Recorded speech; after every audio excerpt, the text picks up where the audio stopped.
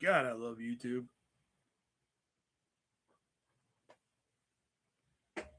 Love it. I love it so much.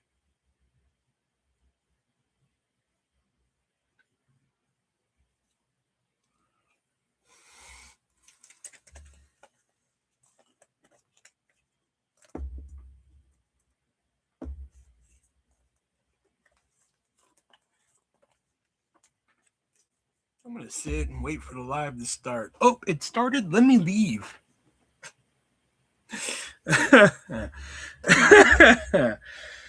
Oh, fuck. I love YouTube. I love it so much.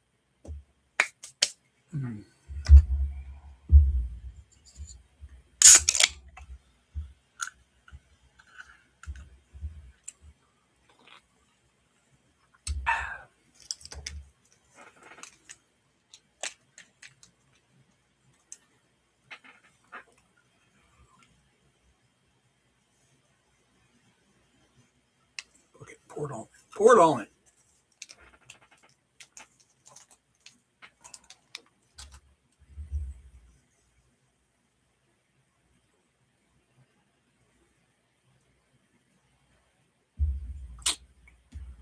And something I can stir this with.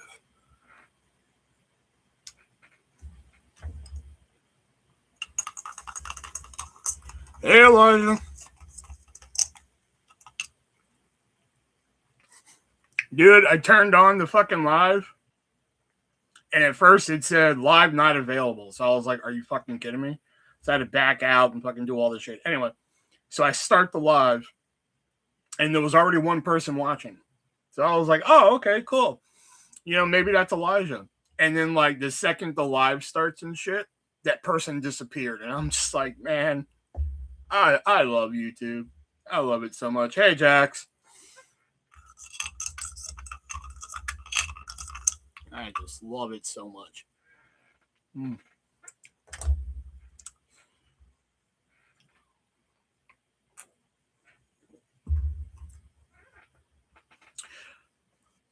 I went to Video Games Etc. today and Half Price Books. And at Video Games Etc., I found two pretty cool things. I didn't want to pay the price that they had for them, but I did.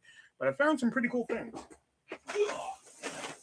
Plus, I picked out some pretty cool stuff. So this is the new stuff.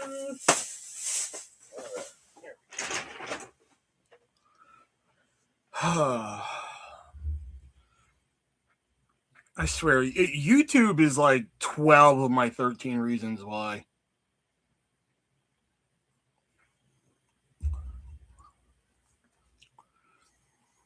My 13 tapes would be so incoherent. People would be listening to them like,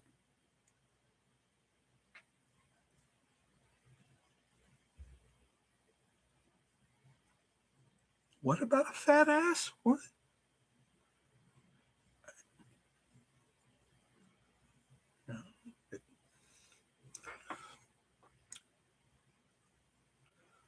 They actually did have Detroit Become Human, but I didn't buy it. They only had one. What was the one game I saw that like I was even remotely interested in?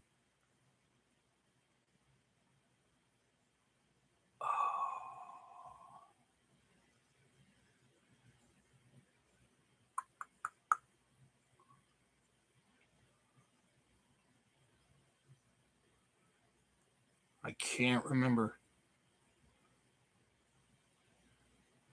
Oh, it was oh fuck, I picked it up. What was it? It was right next to the fucking golf game. What the fuck was it? Because it was right next to a golf game I have. And then next to it I picked it up and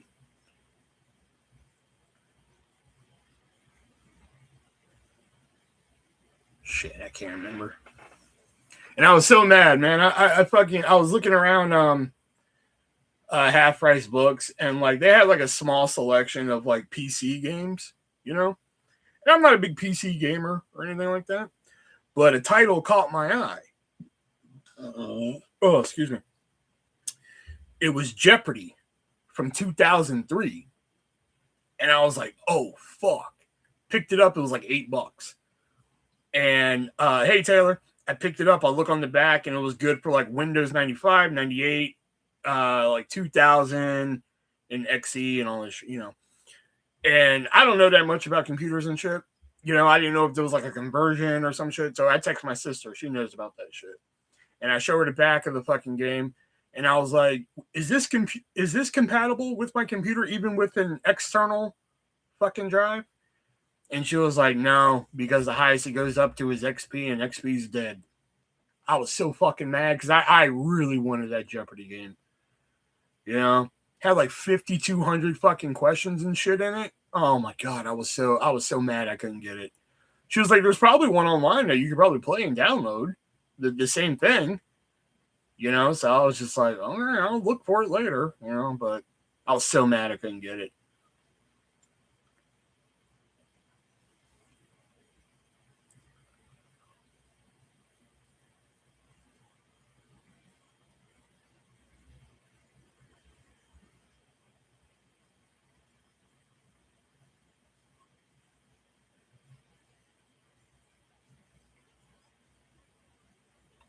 Yeah, because like all the newer Jeopardy games they make, like the one I have on PS4 or 5, whatever, it's multiple choice. And it's fun to play, but I don't like playing Jeopardy with multiple choice. It defeats the whole purpose of the fucking game.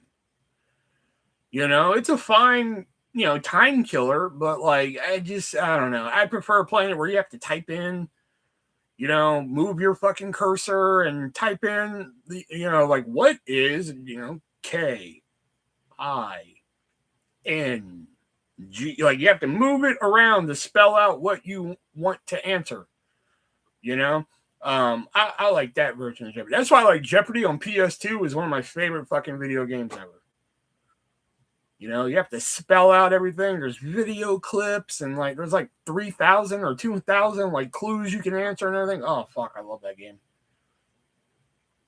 That's what I was curious about. My computer is Windows 11, but like I thought that maybe like with an external drive or something, maybe like I don't know, maybe like it would like I don't know. That's why I asked my sister. My sister knows that type of shit, you know. But she was like, no, since the highest it goes up to is XP and XP's dead, it won't take. And I was like, fuck, man.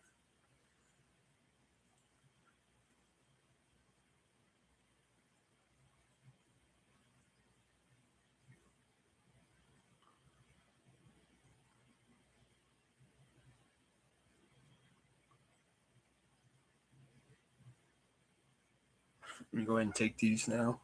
Oh.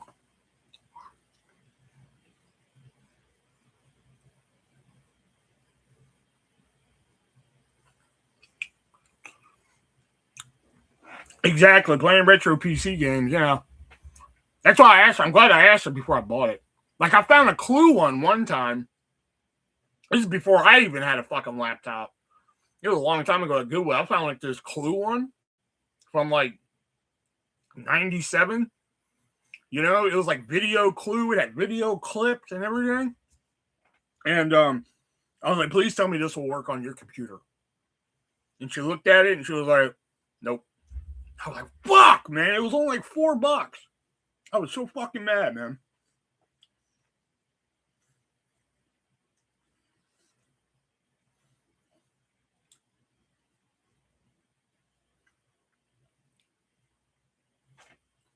I'm gonna look that up. Hold on.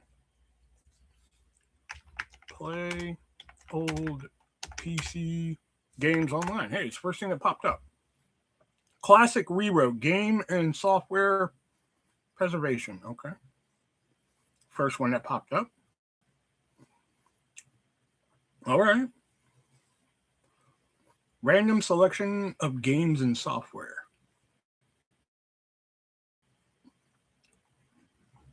Can I look up a game? I can. It was Jeopardy from 2003. So type in Jeopardy and see what happens.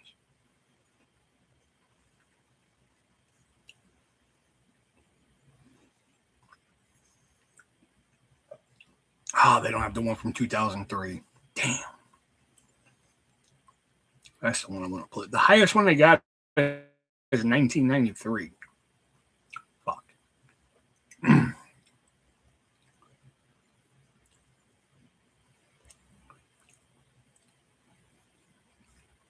Play classic games online. All right, you know what? Here, hold on. Play. Let's try this. Play Jeopardy 2003 PC game online. What did I type? Oh, type Jeopardy wrong.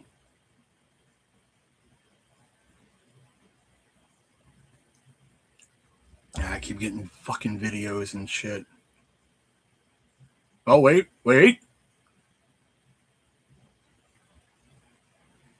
Is this it?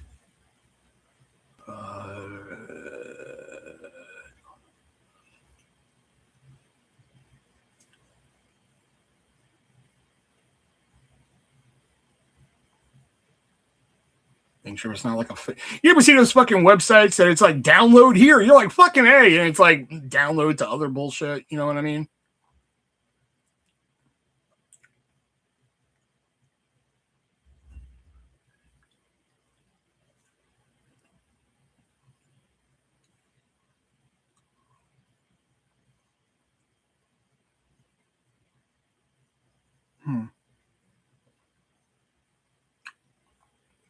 Okay, I think I may have found one, but I don't know. I don't know. I'll look into this later. All right. I think I may have found one. I'm here for a short time. Hey, Erica.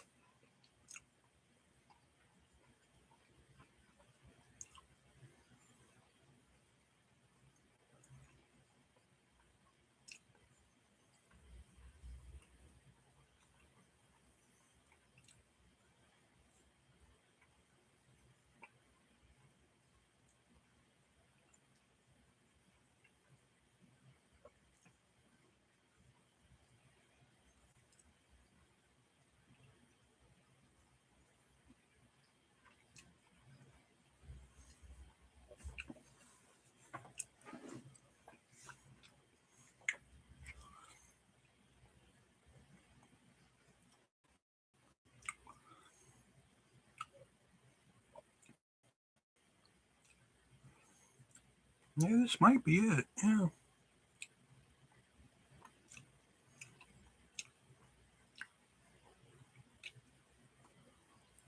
I hope this is it. I hope this works because I really want to play that.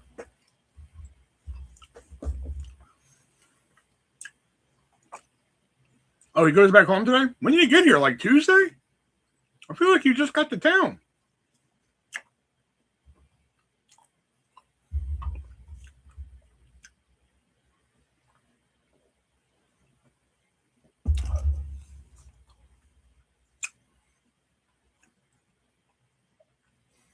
Wednesday. Oh, yeah. See, shit.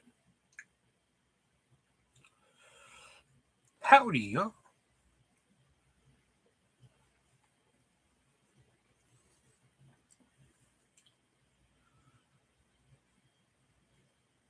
I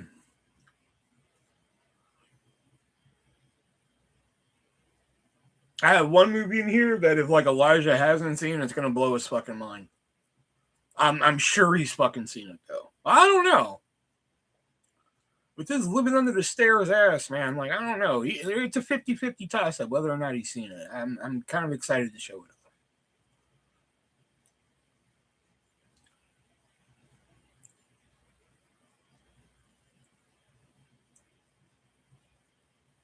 I will say the video games, etc. I went to today, every fucking movie I picked up, man. Every movie I usually when you go to video games, etc., you pick up a movie, it's usually $1. It's like, oh, this is $1. Cool, awesome. I swear, every fucking movie I picked up there today had a price on it. Like, had a fucking price on it. I'm just like, you gotta be fucking kidding me, man. Like I saw the Porky's 3-pack. Mind you, I don't even like the first Porky's, movie that much. But I was like, maybe if I watch all three of them, maybe I'll get it. $15 they wanted for all three of them. I'm like, fuck it, no. This Japanese movie that maybe some of you have heard of or maybe Elijah's heard of, called Audition. $15 for it. And I'm like, you gotta be fucking kidding me. You know, and then the two I found, one of them I had, I'll probably end up telling the story again, but one of them I had a chance to buy before at half price, but I didn't like their price. So I was like, fuck it. And then I come across it at Video Games, etc. I was like, I'm buying it today. I'm just going to buy it. And then I saw another one where I was like, I know this is going to be some bullshit fucking price. I know it. You know, and I pull out the fucking DVD and I was like, okay, you know, not what I wanted to pay for this, but fine. And I bought it. You know, yesterday, America celebrated 250 years of beating England. Today, Mexico will win for America, Ireland, Scotland, in every country that says F off England.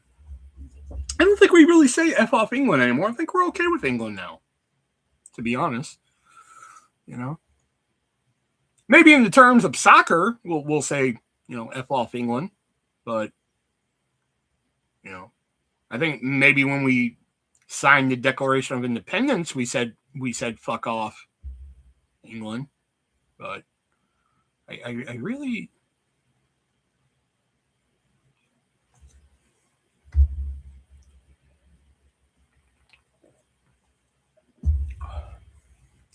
Do we? I thought we were on good terms with England.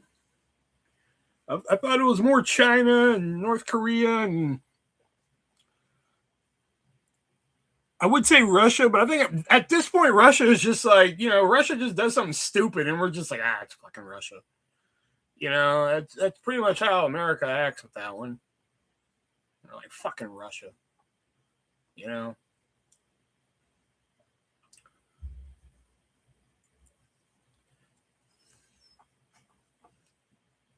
Iran and Iraq, you know?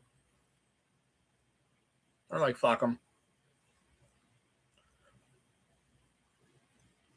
Mexico has the blessing of Ireland and Scotland to beat England. Well, I mean, yeah, from a soccer standpoint, I'm talking about, look, yesterday, America celebrated 250 years of beating England. Okay, we got that. And again, we didn't really beat England. We kind of declared ourselves separate from England, but whatever. Today, Mexico will win for America. Okay, that's soccer. We're now in football, whatever you want to say. Okay, will win for America, Ireland, Scotland, and every country that says fuck England. Again, we don't. I don't really run into people that's just like, hey, what do you think about England? Fuck England. All right, cool. Again, I don't think America is really on bad terms with England right now. I think the countries I just listed were on worse terms with. You know? I didn't go to Goodwill. I've never made it to Goodwill. Once I left Video Games, etc., I was like, fuck this, I'm going home. I went to Dollar Tree. I found the Clueless socks. Finally found those. Found the Clueless socks, the other Mean Girl socks, and I found a new Coke sock. And got something for the dog. And then I fucking went to Video Games, etc. And I finally just said, fuck it, I'm getting gas and I'm going home. No, because the British were calling. Okay, are we talking about soccer or America, man? Like we're doing two different things here. They colonized over Ireland and Scotland. Okay. But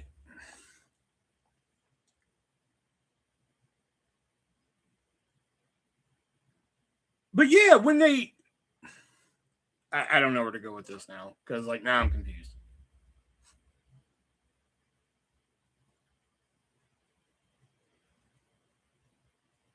No, okay. No, I've never watched soccer, but yesterday, America celebrated 250 years of beating England. Yesterday was the 4th of July. Technically, we didn't beat England. We separated ourselves from England 250 years ago. Today, Mexico will win for America. Now we're talking about the World Cup. In your statement, we'll win for America, Ireland, Scotland, and every other country that says fuck England. Right now, in today's terms, I don't really think we say fuck England.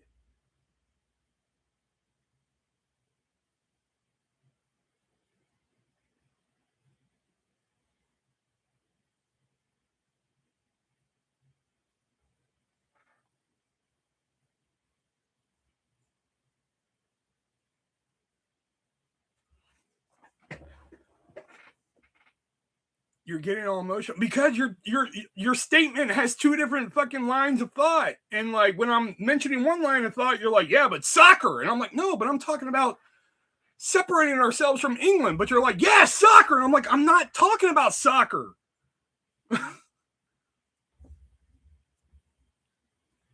Yes, the World Cup, but I'm also talking about the other countries that don't like England. Relax, you're thinking too much into it. I'm not thinking too much into it. Your statement is confusing. That's it. You want to go? Fucking let's go. Let's take it outside. Come on. Let's fucking. Let me shadow box here for a minute. Fucking. Oh, yeah. Yeah, okay. Okay. Okay. All right, I can do this. I can do this. Okay. Okay. One more. All right, I'm ready. I'm ready. Come on. Come on. Let's see what you got, big shot.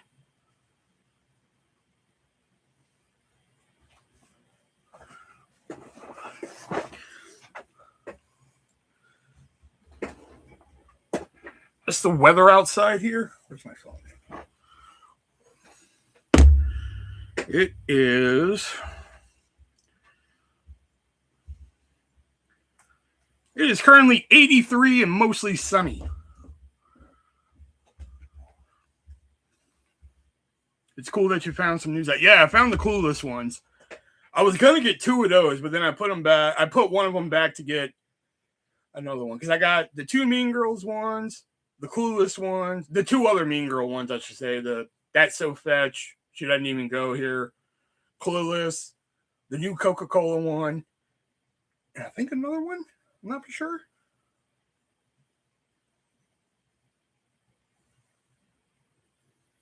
We both would pass out. Yeah, fuck that. Yeah. Thankfully that I had short walks to my car from all my places today. Otherwise, yeah. We are 95. But oh yeah, what is it with the heat index? Let me see. With the heat index. Oh, we have no heat index. So it actually feels like 85. Oh no, so it's 83. So it's 2 degrees higher here. It's only 85.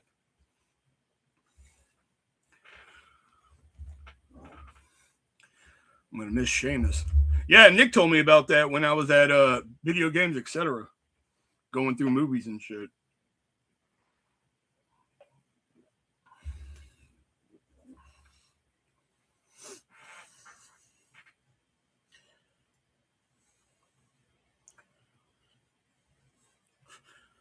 Imagine me and Erica just go outside and start fighting. We're just squaring up, and all of a sudden it's just too fucking hot, and we just fucking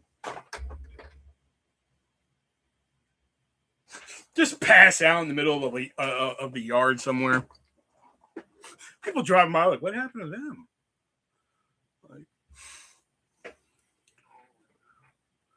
He didn't let it. He didn't renew his contract.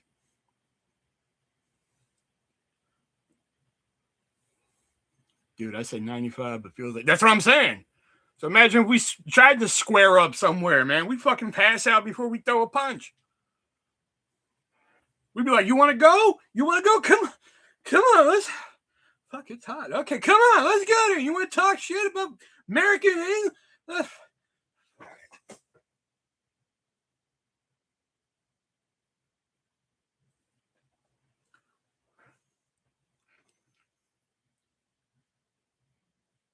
You gotta tell me about Texas. You know, I used to walk to work in that bullshit, man. You gotta tell me about it. People used to see me, they're like, man, I saw you walking to work. You were walking really fast. I was like, yeah, I was trying to beat the sun. Fuck, I'm walking to work. The sun's like right on my neck, like, hello, I am the sun. What is your name? I'm like, fuck. You know?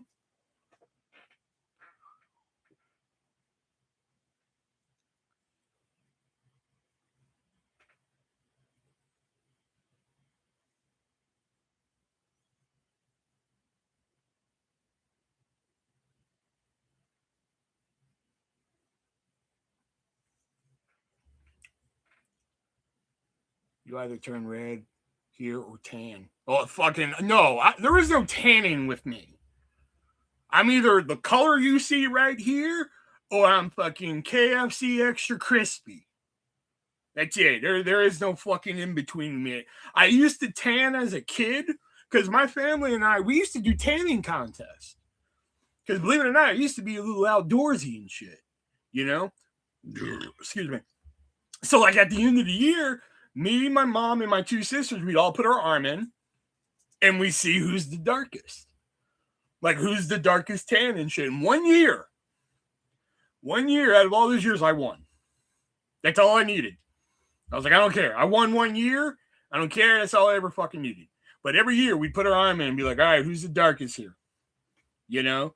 And then my sister upstairs kept winning. You know, and we're just like, you don't even fucking go outside, which was true. She wouldn't even go outside, but she had like dark skin and shit. So we're just like, well, fuck, man, never mind. You know, but like, that's why I hate doing shit outdoors because like I don't, and I know what people are like, oh, put on sunscreen, but then I gotta be all oily and fucking greasy all day and shit because like I don't just fucking put on sunscreen, man. I fucking, this is how I put on sunscreen. Oh, we're outside. All right, sunscreen's on, all right? So if we're doing something, if I feel like a couple drops of sweat come down, oh, fuck. I go through like a whole bottle in a day. Because, like, that's how much I don't want to get fucking burnt.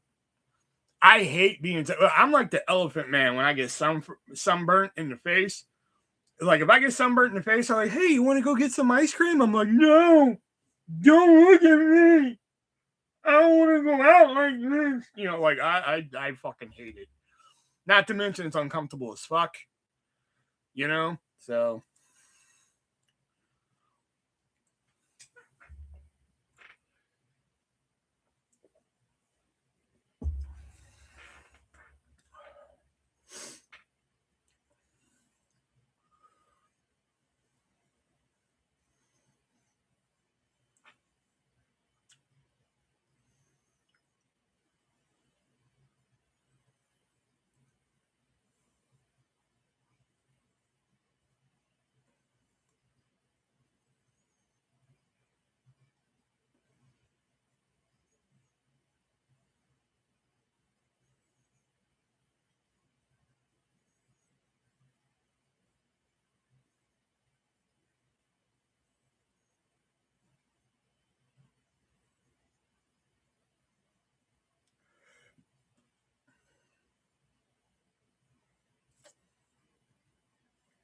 Like, I think one time Jax was like, hey, you want to come over while I suntan? I'm like, fuck yeah, I do.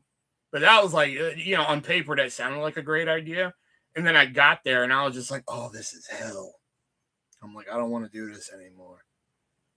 Jax is over there dropping water on her fucking body and shit. And I was just like, all right, this is good and all, but I don't know how much longer I can sit in this fucking heat. Like, this is, I mean, I don't know how much longer this can keep me going. You know? I used to really tan as a kid. Now, if I'm not careful, I'll burn. But I still tan now.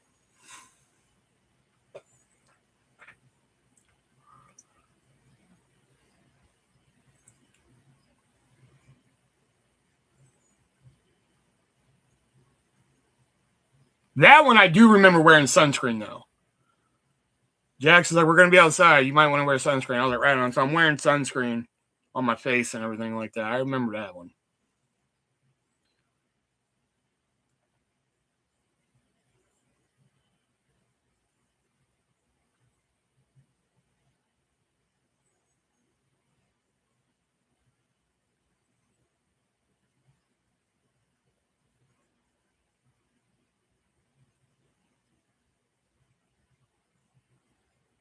But still, it's hotter than a motherfucker.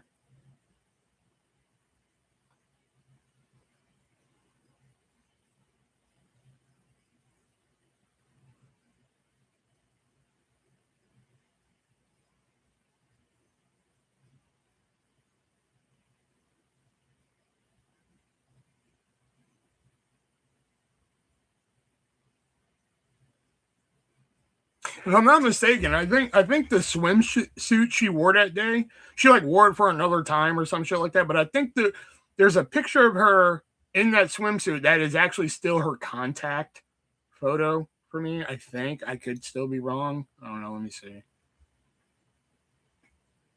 I can't tell you the last time I actually called her on a fucking phone. I don't even have her name. I don't even have your number saved, Jax.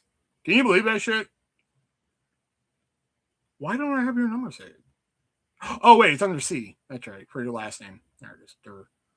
Yep. Yep. It's still the contact picture. Yep. That swimsuit was fire. I remember that.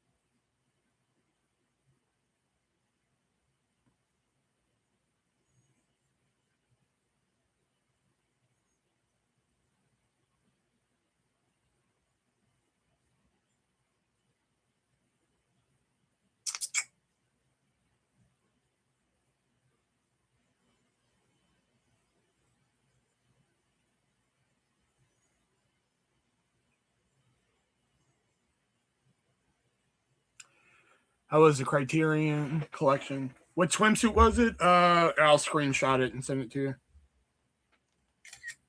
Because I don't know how to describe it.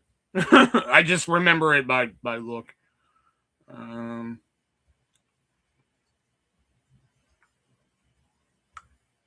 There you go. I just sent it to you. I still have your old address in my fucking phone too. I haven't even updated your new address yet.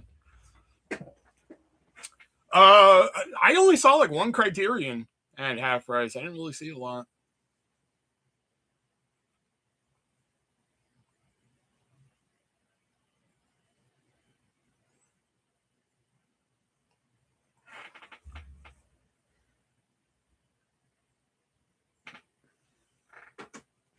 Oh yeah, I remember that one. Oh yeah, so do I.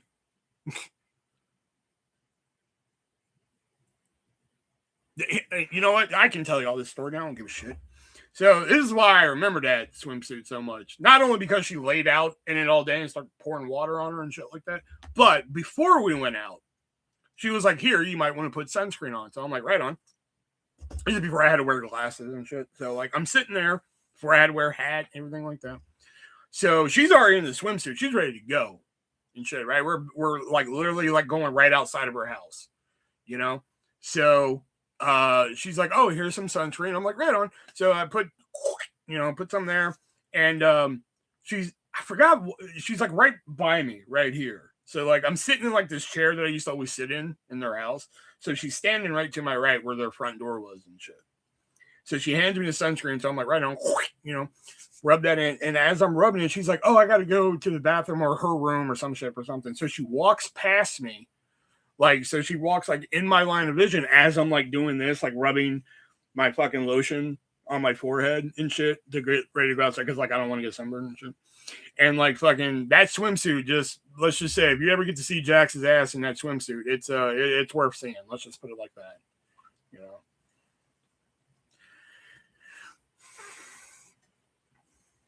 I think they changed the game to 8 p.m. Central from 7 p.m. If not, I'll be here in another hour. Cool. Sounds good.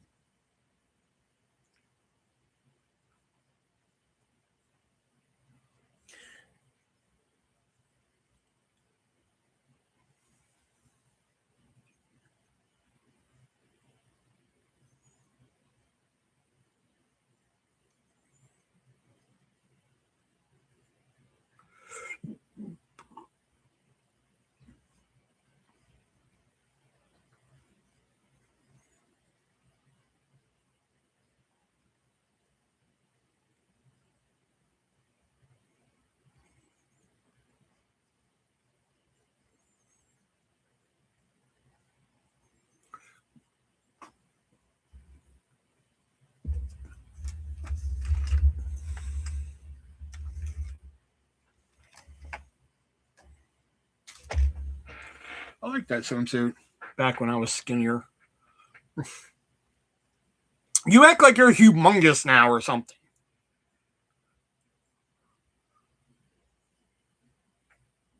Back when I was skinnier, now I have to wash myself with a rag on a stick. Mm-hmm. Like,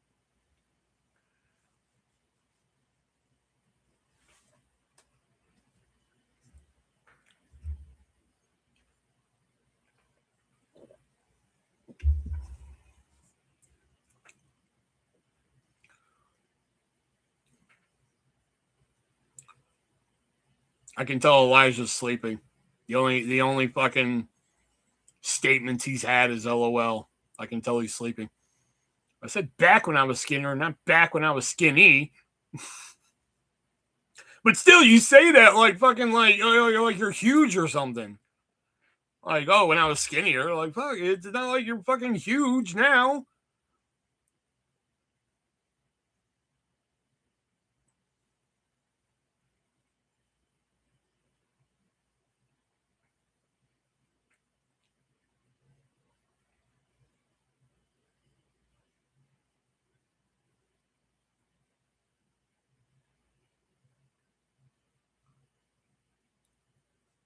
Really, we're like giving you the fucking open door to like a little bit of open door to talk about Jax's ass for a little bit, and you're not gonna take the open door here.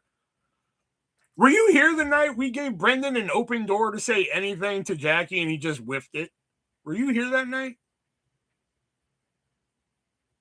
I can't remember when that was, but I don't think Elijah was here that night. But you fucking, oh my God, it was so good. Cause like Brendan used to come in and would always like try and like, flirt with Jax and everything like that. And it was either me or Jax or like a combination of both of us. I don't know. But we finally just said to Brendan, it was like, all right, Brendan, you can say whatever you want to Jax to see. To see whatever, say whatever you want to. In fact, say whatever you want, and I won't even say a word. I won't even get offended. You can say whatever the fuck you want, Brendan. Go for it. Shoot your fucking shot, essentially. Go for it, Brendan. And I sat back and waited. Because like he always came in like, oh yeah, Jax is hot and everything. Like he'd always say something like that. So I finally just said, you know what? Go ahead, say whatever the fuck you want, Brendan. Go for it. Just shoot your biggest one you got, man. I want to see it. I won't even say a word, even if it offends me and or Jax. I won't say anything to you. Sat back and waited, and like he came up with something, but it was nowhere. Like on a scale of 1 to 10, it was a fucking 1. I was just like, really? That was the best you had? We gave you a fucking wide open shot at it, man. We just said fucking throw the biggest javelin you can at it, and you whiffed it, man. Like, don't come in here no more trying to hit on her.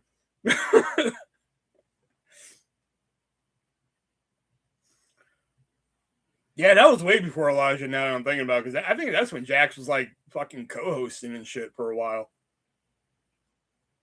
I asked about the criterion. Was just I answered. I said I found one criterion. I didn't know what it was. They didn't have any criterion. So no, you weren't waiting. You weren't listening. Fuck, you want to go too? Well, I'll fight you all in the fucking front yard. I don't give a shit.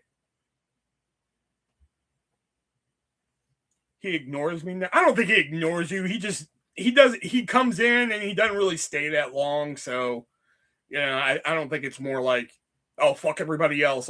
Fuck Jax. I think it's more like, hey, Will, what's going on? You doing okay? All right, see you later. I gotta go. That's usually like his fucking spiel now. He doesn't usually stay long when he does show up.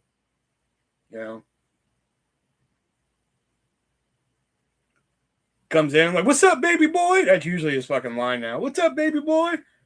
Brendan, what's up? What's happening? I think the last time he came here and actually stayed a while was when we watched his short film. I was high watching his short film, and then we watched my short film right after it.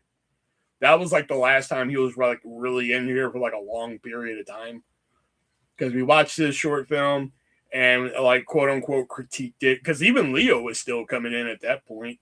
So that was a long time ago. And then right afterwards we watched Destined to Fail, my lip sync battle journey. And then after that, he was like, all right, man, I got to go and everything. We're like, all right, man. And then that was it. And then ever since then, he just pops in and he's just like, hey, what's up? You doing okay and everything? How is everything? I'm like, good, you know? And then that's it. You know, pretty much pops in for a checkup, you know, when he can. So it's not like he's like, fuck Jax. I whiffed that. You know, he knows he whiffed it.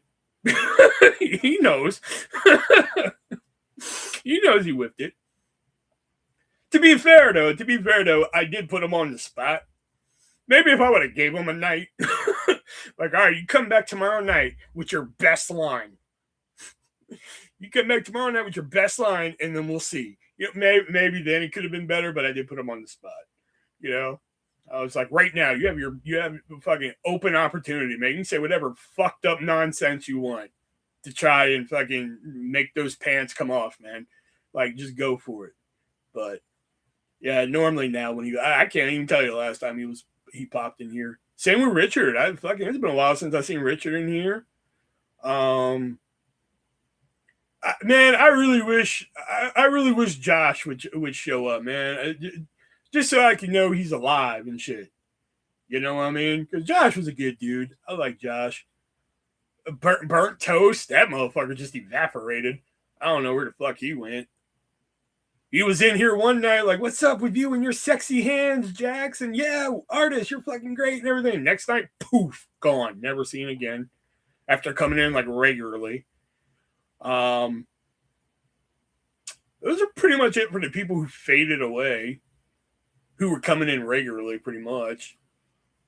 Pretty sure there's some others I'm missing out on. Well, Brett, technically, but we all know what happened with Brett. I don't think time would help. Yeah, Clit. We haven't seen Clit in a while, yeah. At this point, like, if Brett hasn't come back by now, I don't think he's going to. When will I get... Oh, see, okay, Jason, there's a little bit of an issue with that I need to talk to you about with that. All the Blu-rays that I have now have no cases. I sold all the cases. So if you're okay with the movies without cases, and like fucking, yeah, okay. But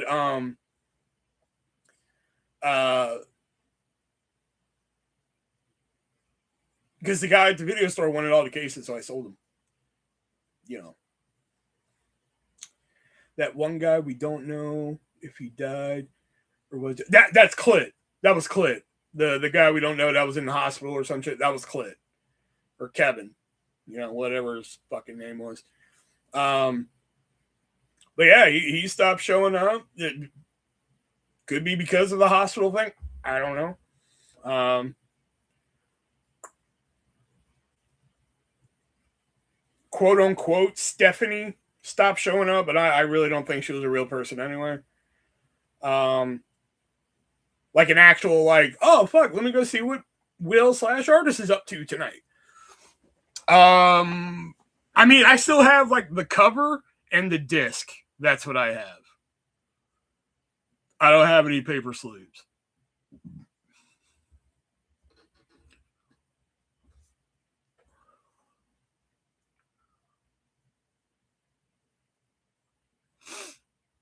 All right, it's 6:30, and I'm starting to feel the gummy a little bit. So let me just run through the new shit real quick. You know, I don't really spend a lot of time on the new shit. There are a couple of the new things that I want to talk about, but and there was one movie in here that I wanted Death Punch here for, but fucking, of course, Death Punch is just like, oh, it's Sunday night, and Will's probably expecting me. I'm gonna fuck him.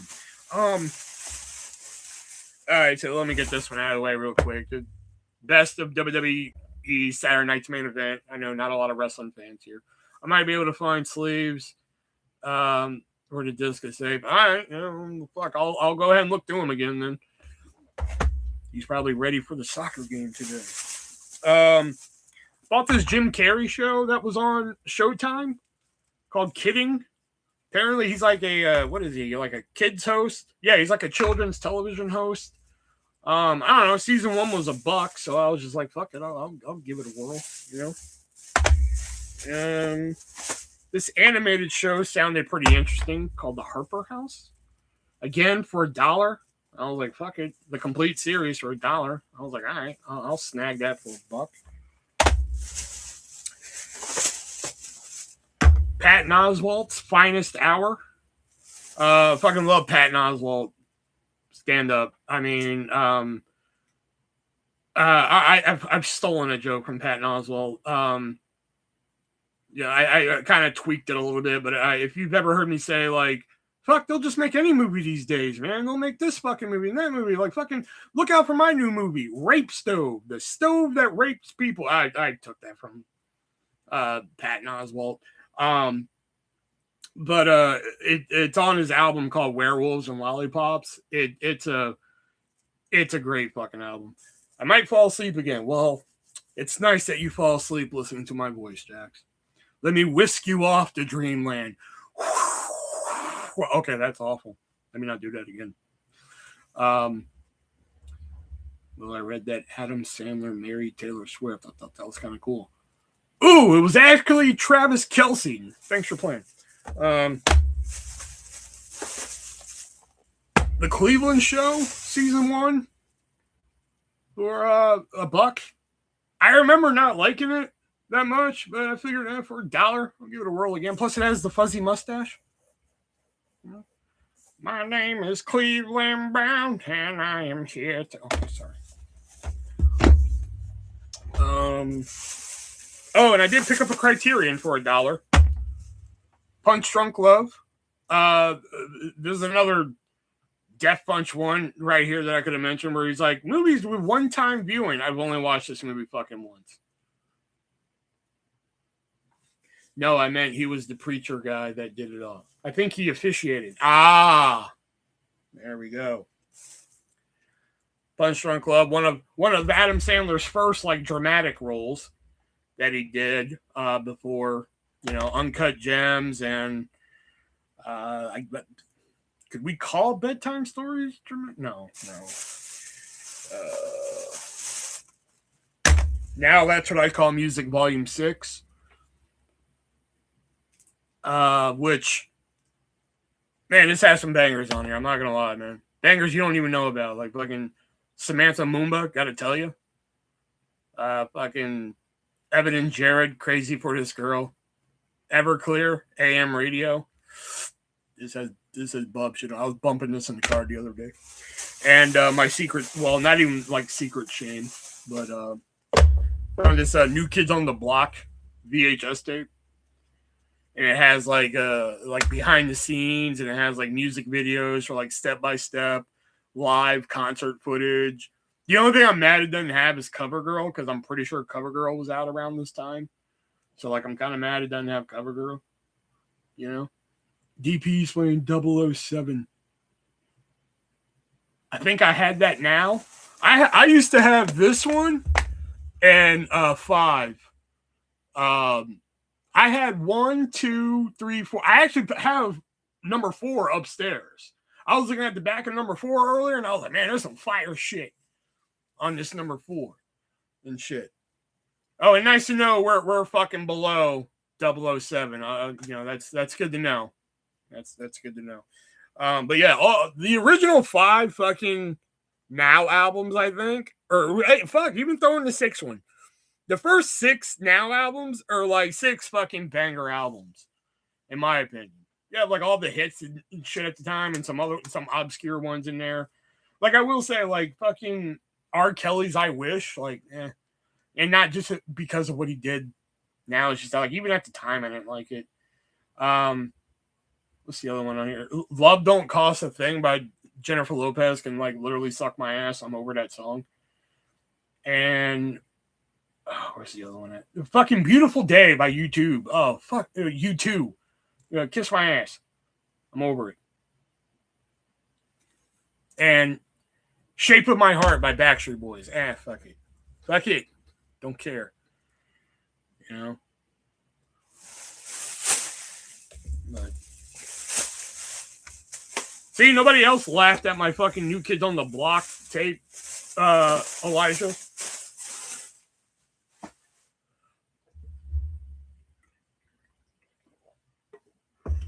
I told Elijah that I bought that on Friday, and he laughed at me. He laughed at me.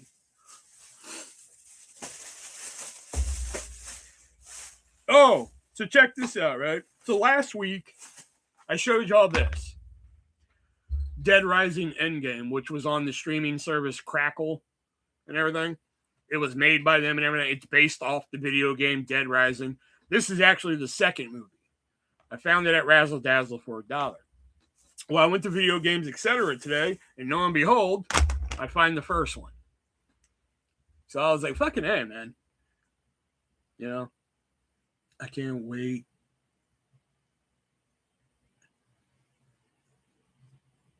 The first one, I remember being actually kind of a fun time. The second one is a little, but it's been a while since I watched them. I haven't watched them since they've been on Crackle. So,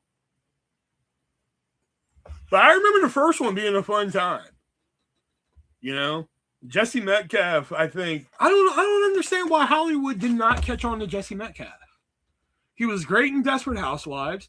I mean, John Tucker Must Die, I think, is like fucking a very underrated fucking teen movie, especially with a great cast that it has. Like, why that teen flick did not like fucking like it hit hundreds of millions of dollars with the cast that it had is just unbelievable to me. You know? So like I don't understand why Hollywood just did not want Jesse Metcalf. I don't understand. Never got it. You know? This Blockbuster exclusive movie called The Mistress of Spices. I remember wanting to watch this years ago when it came out, and I just never got around to it, so I found a copy. And it's literally about a girl who listens to voices from spices to guide her love life. Something around that term. If it's not that storyline, it's pretty close. You know. But I remember my mom had an employee at her Blockbuster who was gay. Big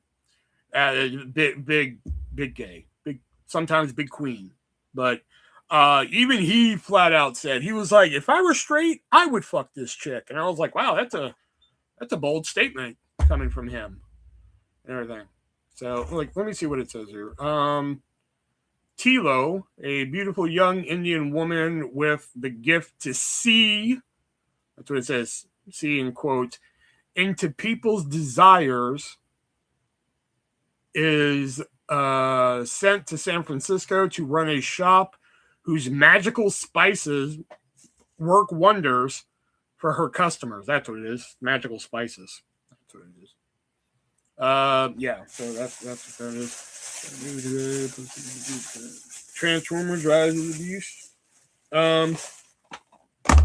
Booty Call, the bootiest edition. Because there is an unbootiest edition, but if you're gonna buy Booty Call, why not buy the bootiest edition? Like, why degrade yourself and buy one that is not the bootiest edition?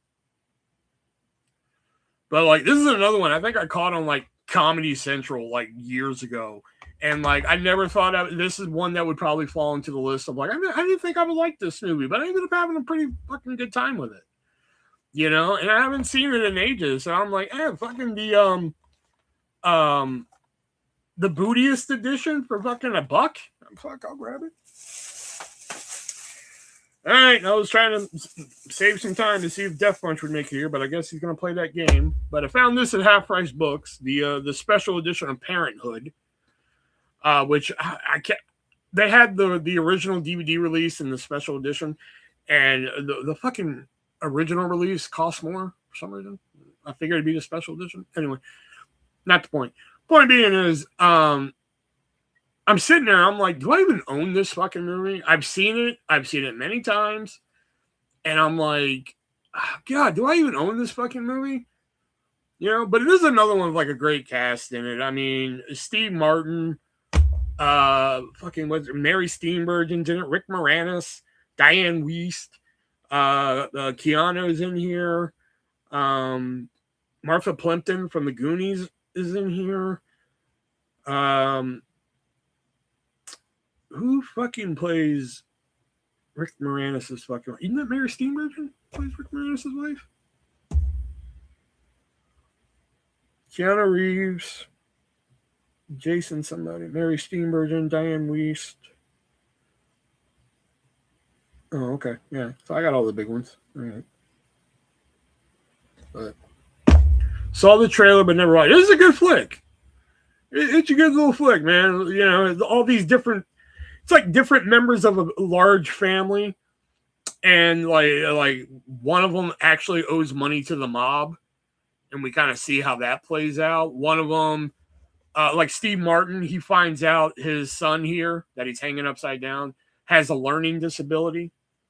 So like he's figuring out how to deal with that and how his kid like deals with that and everything. What's the other one here? Oh yeah, like Rick Moranis and his wife in the movie are going through like a divorce. So it's like all these different like it's like one family having multiple issues and they're all figuring it out and shit. You know? Is Keanu a kid? Oh, he's not a kid, but I think this had to be right before Bill and Ted. Like right before it.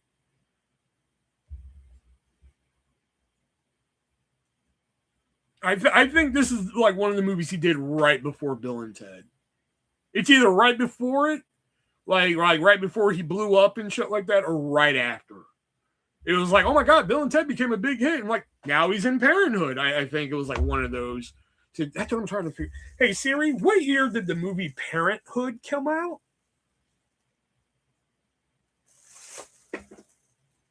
Oh fuck me, this came out in '89. Damn, for some reason I thought this was 86 or something like that, man. Okay, this came out in 1989, so this was about the same time as fucking Bill and Ted. Because when did Bill and Ted come out? 88? No, that came out in 89 as well, because the sequel came out in 91. Because they actually made Bill and Ted in 88, and then they got shelved for a year because the company went out of business. And then it came out in 89. Hey, Siri, what day did Bill and Ted's Excellent Adventure come out?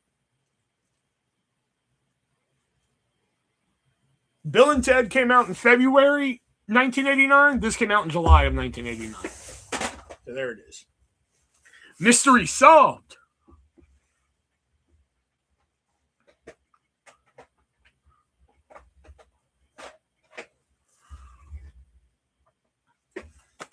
All right. And the last two here have some setup to it. If you ever saw Comedy Central, you probably saw two commercials. You probably saw one for Girls Gone Wild. And this is like after midnight, I should mention. But you probably saw one for Girls Gone Wild. You know? And you probably saw a commercial for like some weird, obscure fucking movie. And you called an 800 number to get it. Cost you I think it was $29.99 if I'm not mistaken. Could be $19.99. I don't know. I could be wrong. I actually had this for I think I bought it at a Houston flea market for like $1. You know, and then I sold it and I found it again and they wanted $6 for it. And I really didn't want to pay $6 for it because it's a stupid fucking movie. But I just got it because it's hard to find. The Underground Comedy Movie. Anybody remember the commercials? But hey Siri, how old was Keanu Reeves in 1989? 24. Why are you so obsessed with this?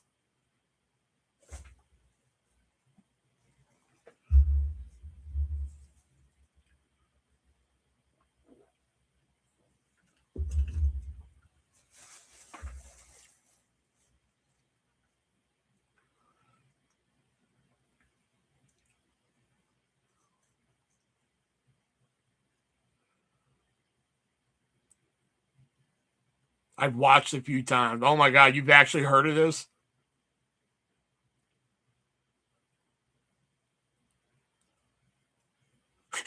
You're saying he wasn't very young, Stug. Like he was the one obsessed with this.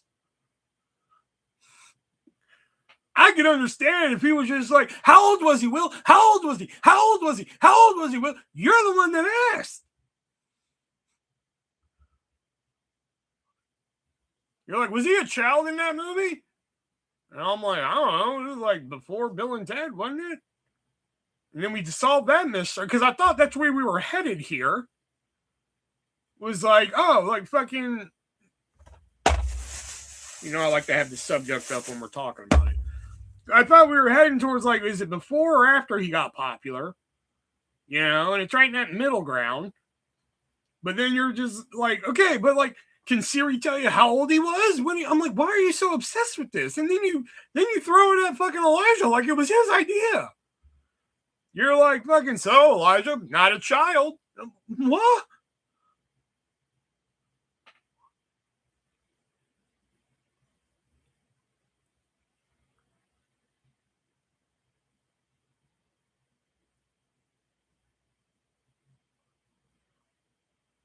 Well, you're gonna be up to, oh fuck.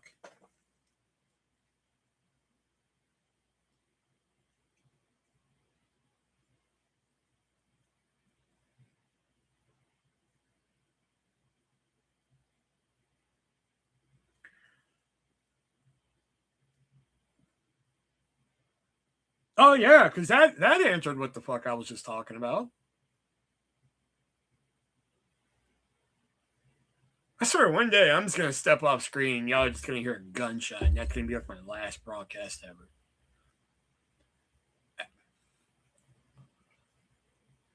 I'm just gonna be like, excuse me for a minute. I'm just gonna walk up screen, you hear bang, and just fucking clunk. That's my body hitting the ground, and fucking it would just stay on until I'm discovered.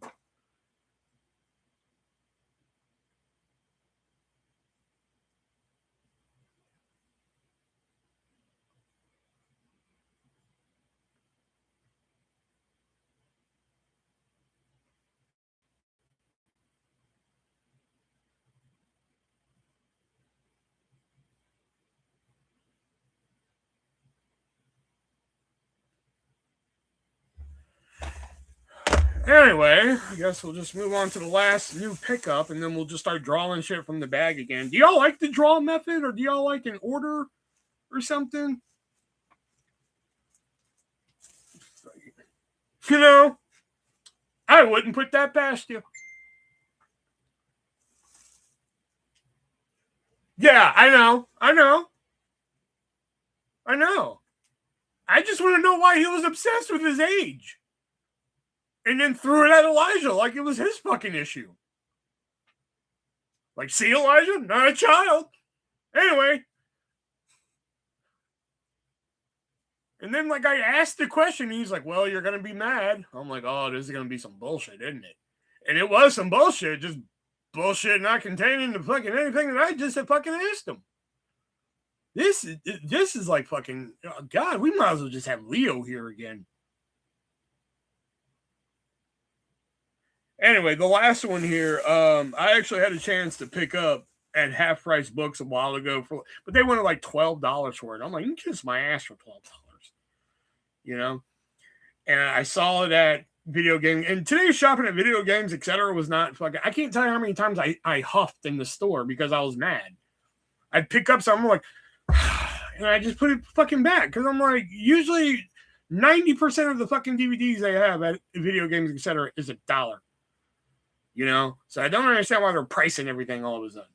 But I saw this and I picked it up and I was like, I know this is going to be pricey, but it better not be some fucking bullshit price. You know, and I picked it up and it was $5. And I was just like, fine, fuck, I'll get it for $5. I actually saw it when it premiered on cable. Probably when I shouldn't have been watching it either. You know, but I was like, fuck it. You know, for $5, I'm going to watch it again. Breastmen with Emilio Estevez and Chris Cooper. It is the story of the two men who invented the breast implant. It was by computer. I replaced it after it got back from Will. I knew this motherfucker has seen this movie. I knew it. I knew it was going to be 50-50 if he's seen this fucking movie. I knew. I should have fucking known he fucking seen this movie. I haven't seen it since fucking like back in the day, since it premiered on cable and shit. You know? Oh shit! Did that say?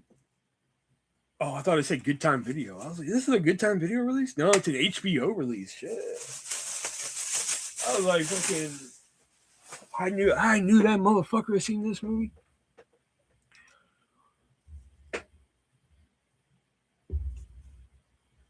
No, yeah. Oh, is it David Schwimmer? I thought it was Emilio Estevez. Oh shit! You're sure right. Oh fuck you! No, you're right. You got me for once. Usually I'm catching you. You got me. It is David Schwimmer and Chris Cooper. I don't know why I thought Emilio Estevez was in this.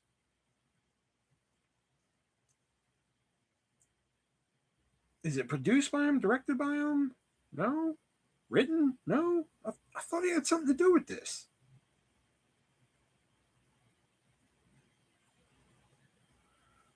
Louise Fletcher. Louise Fletcher? All right, that's a. Huh.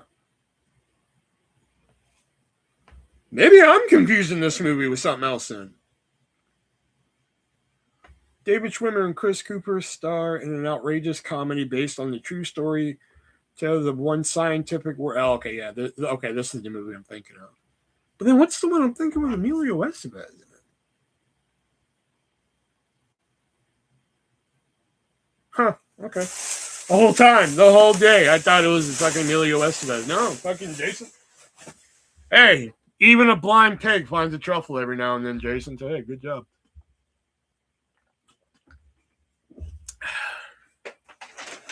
Oh, I already see what I'm going to start out with. Oh, this is a good one right here. One of my favorite fucking memories, I should say. Like I always say, if I won like the fucking big money lotto and shit, I'd buy this house that I used to live in Youngsville, North Carolina, because outside, well, plus I like the house, but outside, I'm just saying, like outside, there was like a double carport. We didn't have two fucking cars, so we'd park the car on one side, and what my mom did to the other side, she put two fucking Papa's on chairs out there, um, a rug. She set up a fucking like piece of shit TV, you know. So like, and plus it was heavy as fuck. So if somebody did try to fucking steal it, good luck. You know, it was a heavy motherfucker too. Um, she set up like a TV stand with a TV on it and shit. You know, it was just antenna TV and shit at the time. Had plants and everything out there, man. I had like a stereo set up, like just a boombox. I had like a fucking pool table and shit that I don't know why I had to simulate pool, but whatever. I had a pool table and everything. I'd sit out there and play. One night, Justice was coming to pick me up, and I was like, I'll wait outside for you. I'm outside in a Papa's on chair, turn on the TV and shit, just watching TV out in the carport and everything. It was nice and everything. And that show I was watching, I always remember that show because it was so cheesy and everything. So when I found it on DVD, I was like, I got to buy it. I got to buy it on DVD.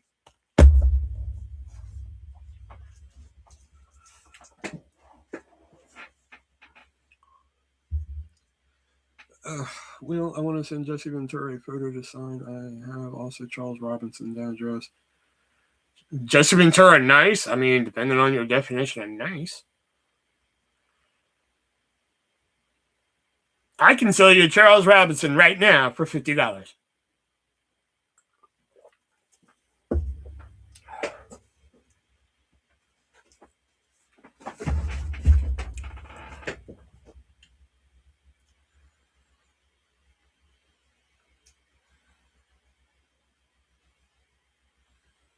You don't know what Cheaters is? Listen, I can understand never watching it, but you at least have to know what it is.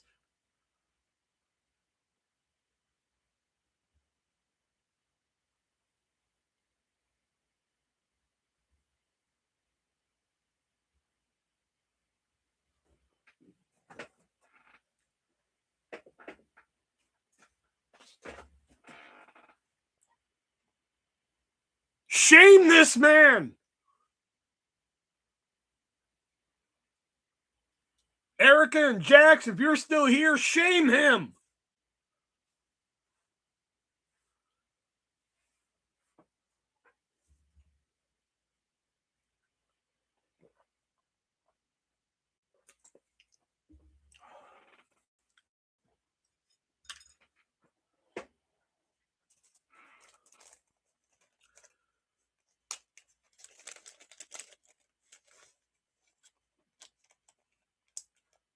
Yeah, this is man. And when they say uncensored, they fucking mean uncensored. There's like blowjobs and fucking man. There's all sorts of shit in here.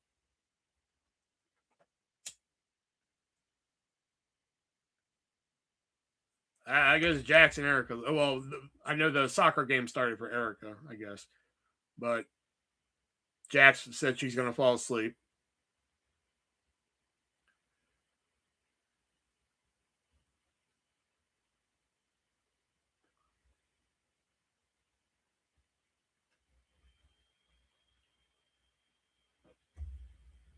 Man, I'm stunned. Do they? No, they show fucking doggy, and I'm telling you, man. Like, if you ever see like an episode, go to like any streaming service. They have like a free channel for fucking. Go to any of the free streaming services. I know you don't like paying for them, but go to any of the free streaming services and find the channel for cheaters. And look how fucking like edited and fucking like censored and shit it is. And then you watch an episode on DVD, it rocks your goddamn world. It's an entirely different show on DVD. Or like here, picture this. Remember watching the Jerry Springer show back in the day?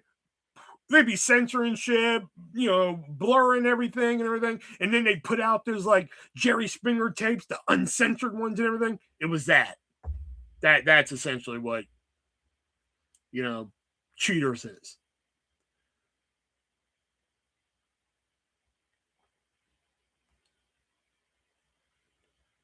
Yeah, it's great.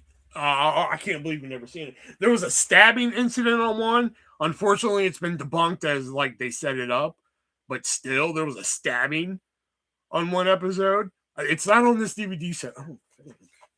I actually have another cheater set somewhere too. I just don't know where the fuck it is at the moment.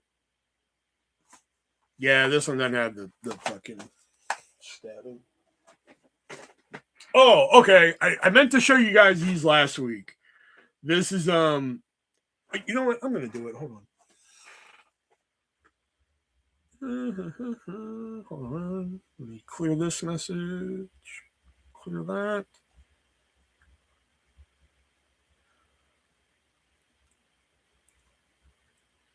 You think fucking 007 is better than us and shit? Fucking, I just, you know what? Fucking, it's fine. It's cool. You know what? It's cool. I don't even know why I'm saying this message. It's cool. Fucking 007 better than us. Fucking animated 007. I can understand if you had a fucking date to fucking suck Pierce Bronson's dick or something like that. But you know what? No, it's cool. It's cool. Don't worry about it. It's cool. It's totally cool. It's cool. All right. I'll get my point across there.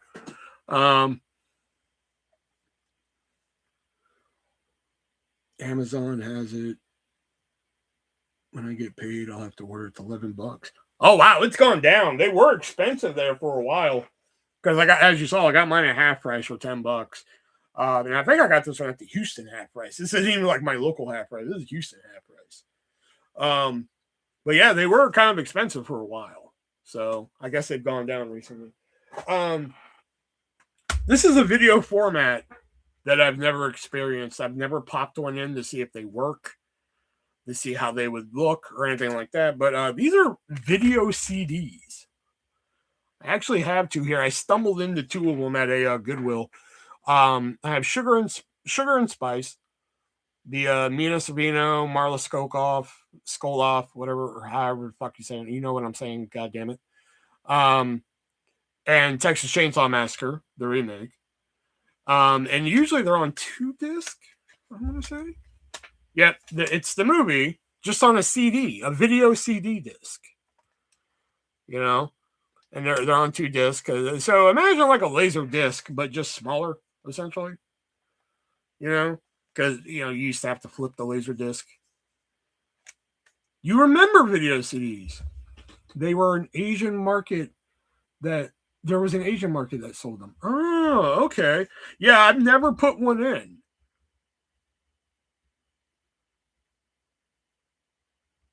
Yeah, this is a Texas Chainsaw Massacre fucking video CD. Well, yeah, you are, and that's the worst thing you could have told me. So now this can be yours for the low price of $2, $3, $4, $800.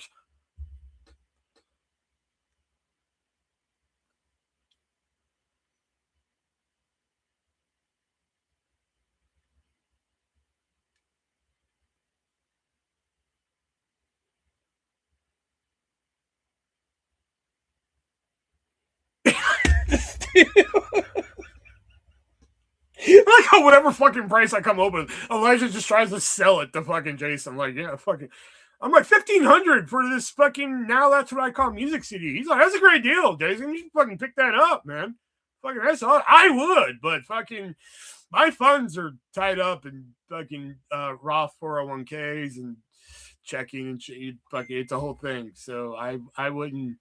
I would, but fucking, you know me, man. I do it, but.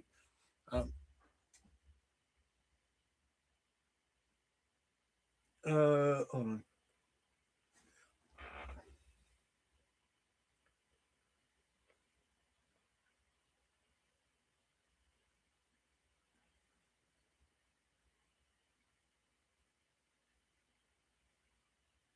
He apparently bought the Legacy Edition where you get the gun and shit like that. You know? No, like I said, man, that's cool. Hey, man, that's cool. You chose a firearm over your fucking friends. It's cool. It's totally cool. It's fine. You know, I just wish you would have told me last night that you're just playing video games because I pick out shit for you and everything. I'm like, you know what? Maybe Jeff would like this and everything. You know, yeah, I don't call you Death Punch when the cameras are. That's for the cameras and everything. In fact, I'm not even live right now. I turned it off just so I could talk to you right now. And I'm just like, when I turn off the camera, I'm like, you know what? Jeff would probably like to see this on camera and everything. And then, how do you fucking repay me? By the way, fuck it. I'm just gonna watch an animated fucking James Bond over fucking talking to Elijah and fucking and Diana. Diana's in here crying because Death Punch not here. She came in. She was like, "Hi everybody. Hi Taylor. I love you." And fucking, she's like, "Where's Death Punch?" And I was like, "Death Punch's not here." And then fucking, she put up the crying emoji and shit. And I was like, "What the fuck, man?" Like, I didn't expect that. You know how she is. She loves you two more than fucking us. You know, so like, this is fucked up, man. You know, but it's cool. It's totally cool. Totally cool, man. You can do the fucking James Bond thing. Everything. It's totally cool.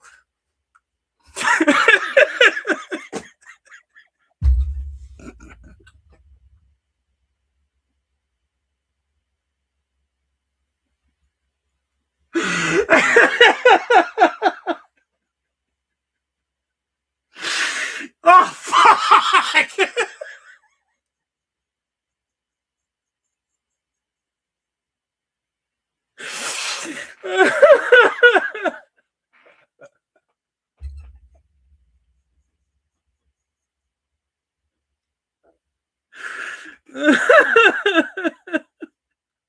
You lying son of a bitch.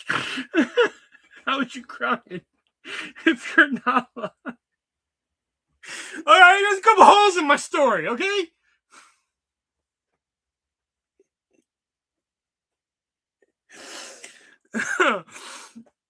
Oh shit. Okay.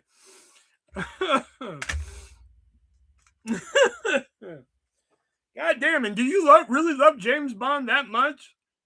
Fuck, you bought the fucking edition with the fucking gun and bullets and shit? God damn, dude.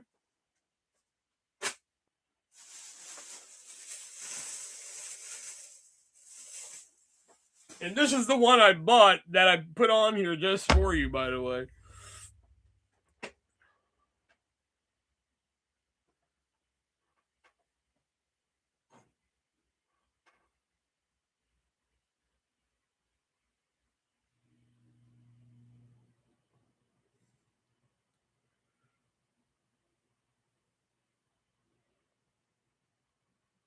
Jason, buy it, then Will won't have it. Exactly. That's how I've been looking at some of my shit lately. I bought the 24 complete series box set. Okay, the TV show 24, right? So I had all the single seasons. So when I went to Half Price Books today, I was like, hey, I'll take in all my fucking 24 seasons, get a couple bucks, and fucking I'll have a couple bucks to play with while I'm at Half Price Books. Same thing happened with Murder, She Wrote. All right. I bought all the separate seasons of Murder, She Wrote. Then I bought the complete series. Took them in. I got $16 for all the fucking Murder, She Wrote. That's about half of what I paid for them.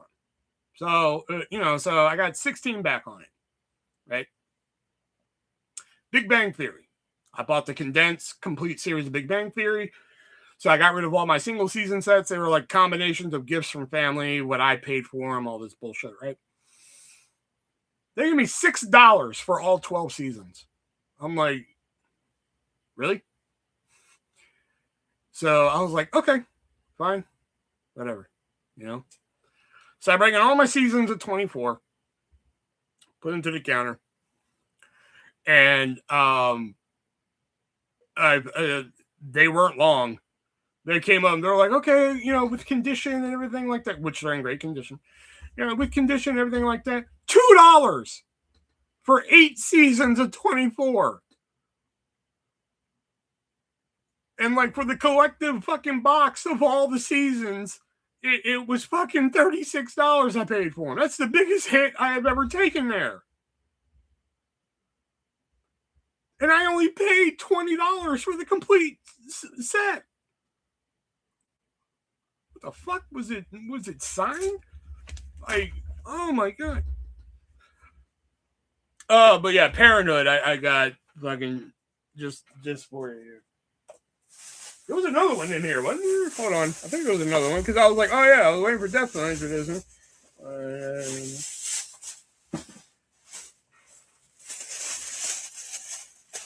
Check the other new ones. Nope. Okay. I thought those were them. All right. I'm excited to play it. And Tay got it for me. I didn't get it. Oh yeah. You know what? On that one, fuck me. I should have known that one.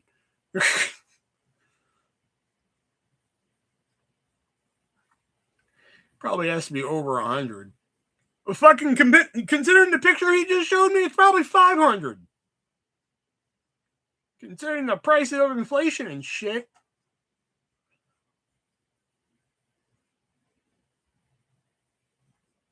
You don't know you're here, DP? Who doesn't know you're here? Who the fuck is he talking about?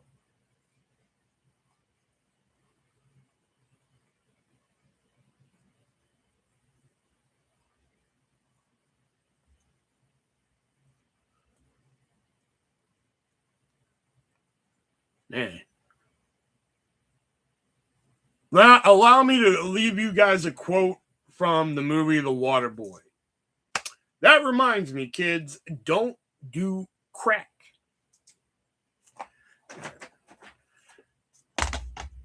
Oh, okay. So I remember seeing this trailer online. And I was like, that looks like a fucking cavalcade of fun. And tracked down the movie and everything. And it's a kooky fucking movie. It's a kooky little fucking movie and everything. And I'm glad I have a DVD of it now. Because again, like, you don't run into it a lot. Yeah, that's what I'm starting to notice about newer movies and shit. Remember, like, a movie would come out and everything, and fucking after a while, you might run into it in like a used DVD store or something like that, or maybe a Goodwill or something like that. I'm noticing that shit don't happen no more. Whenever I go to like a fucking like half price books, I'm like, all right, let me see. Do they got Tron Ares? I can get that for a good price. No Tron Ares. I've been looking for Bad Boys Ride or Die for fucking 7 months. And I'm not exaggerating. I don't want to buy one online for like fucking 15. I just want to stumble into one into a fucking Goodwill or a fucking thrift store or something, man. I don't understand why it's so hard now to fucking find newer movies and fucking... Anyway, point being, Dave Made a Maze. Ah, motherfucker.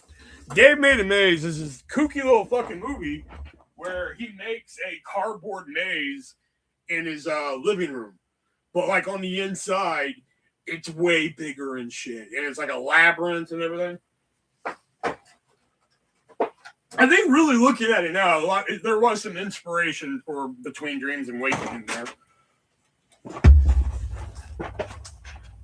Never heard it. I think you would dig it, man. I think you would dig Dave made a maze.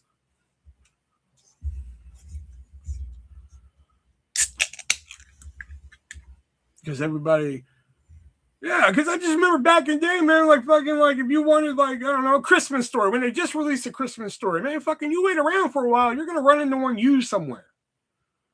You know? Like, you go to your fucking local store and it's, you know, it's used and you can buy one and everything. Now, like, you don't do that. Like I said, I've been looking for a used copy of Tron Ares for a while now. Cool. It's great. It has, if anybody's seen the show Chuck, there's I don't know the guy's name. Oh, Jeff Kernsky, I think his name. Jeff Kernsky from Chuck is in here. It's great. Even let me warn you though, Elijah, there is a little bit of a fucking romance in there, just a little bit. All right, but it's mainly a fucking comedy. It sometimes even gets classified as horror, but I don't really go with the horror thing. You guys are missing out on this one. It's free on YouTube. Well, fucking Clue was free on YouTube for a bit, and you guys fucked me on 3 months for that one. I don't know.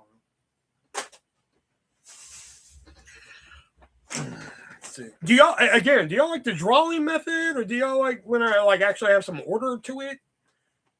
What the hell is this? I don't even know what the fuck this is. Oh, okay. Hellboy. The director's cut.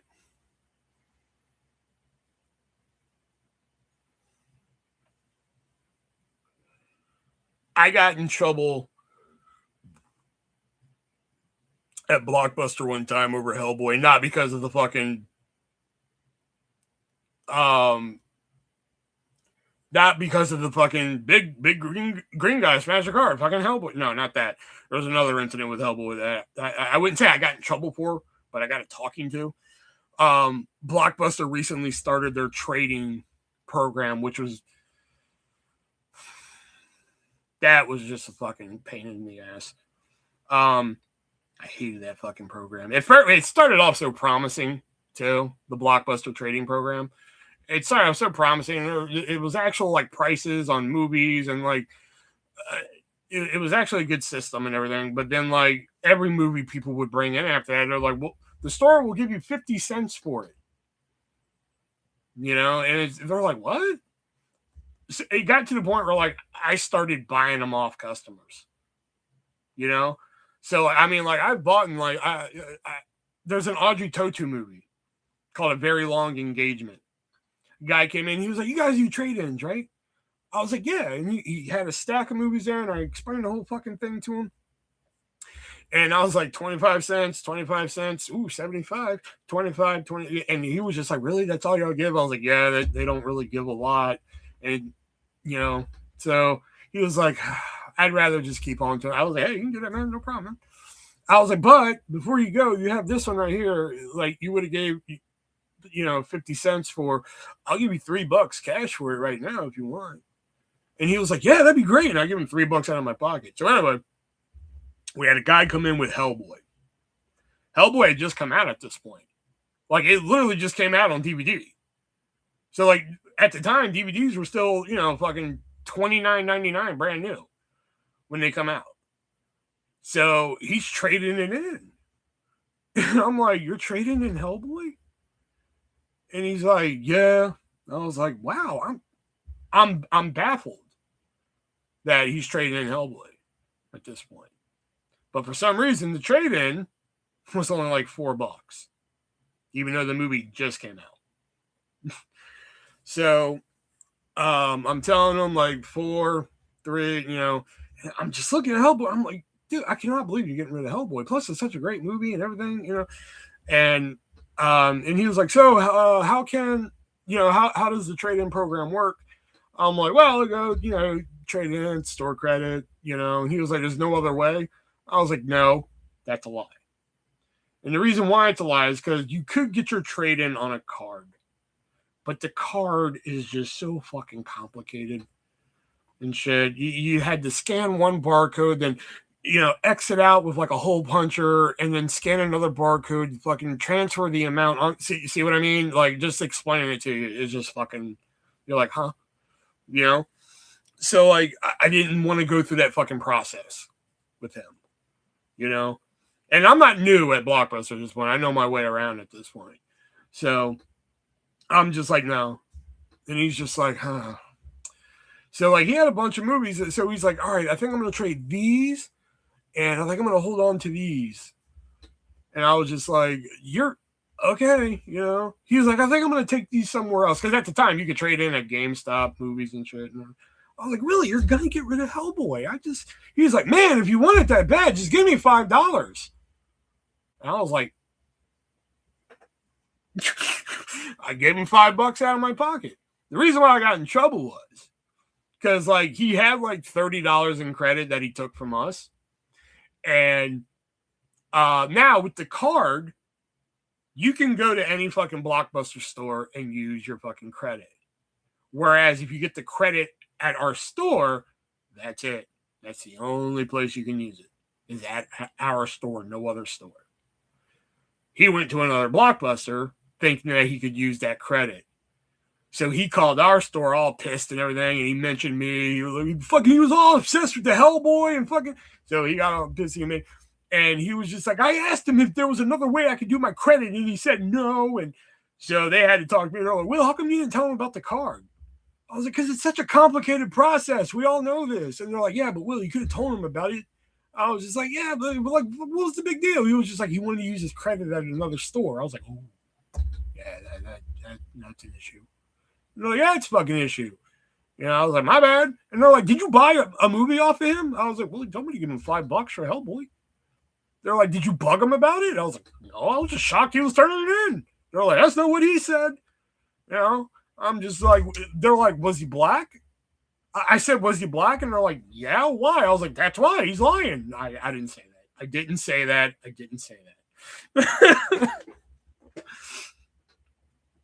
Did he come back? No, I never saw him again.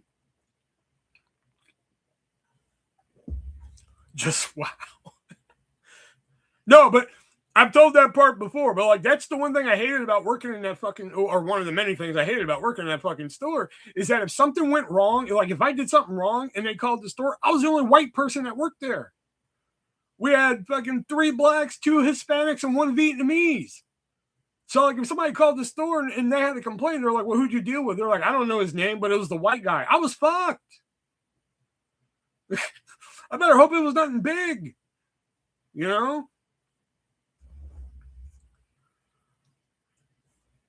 That's why when they hired another white girl, I was so fucking happy.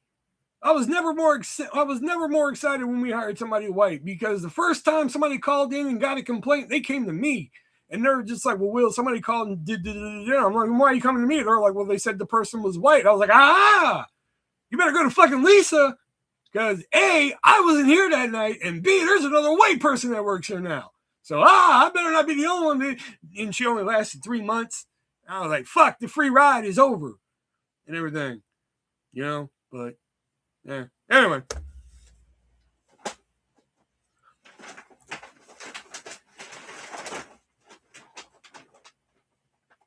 Yeah. All right, here we go. What do we got? Oh, okay. Apparently when I got to Houston, I feel like the Vietnamese, but dude, we're still friends to this day. Her name is Linda. She's on my Facebook and everything. You would be amazed. I couldn't believe it. It was unbelievable. I'd be in line and I would see like an older Asian gentleman, Like, again, you can't tell by looking at me, but you guys know I'm part Asian, only a quarter, but it's there. But again, I can't look at, if you line up a South Korean, a Chinese, a Japanese, a Vietnamese, and all that, I probably couldn't tell you which was which.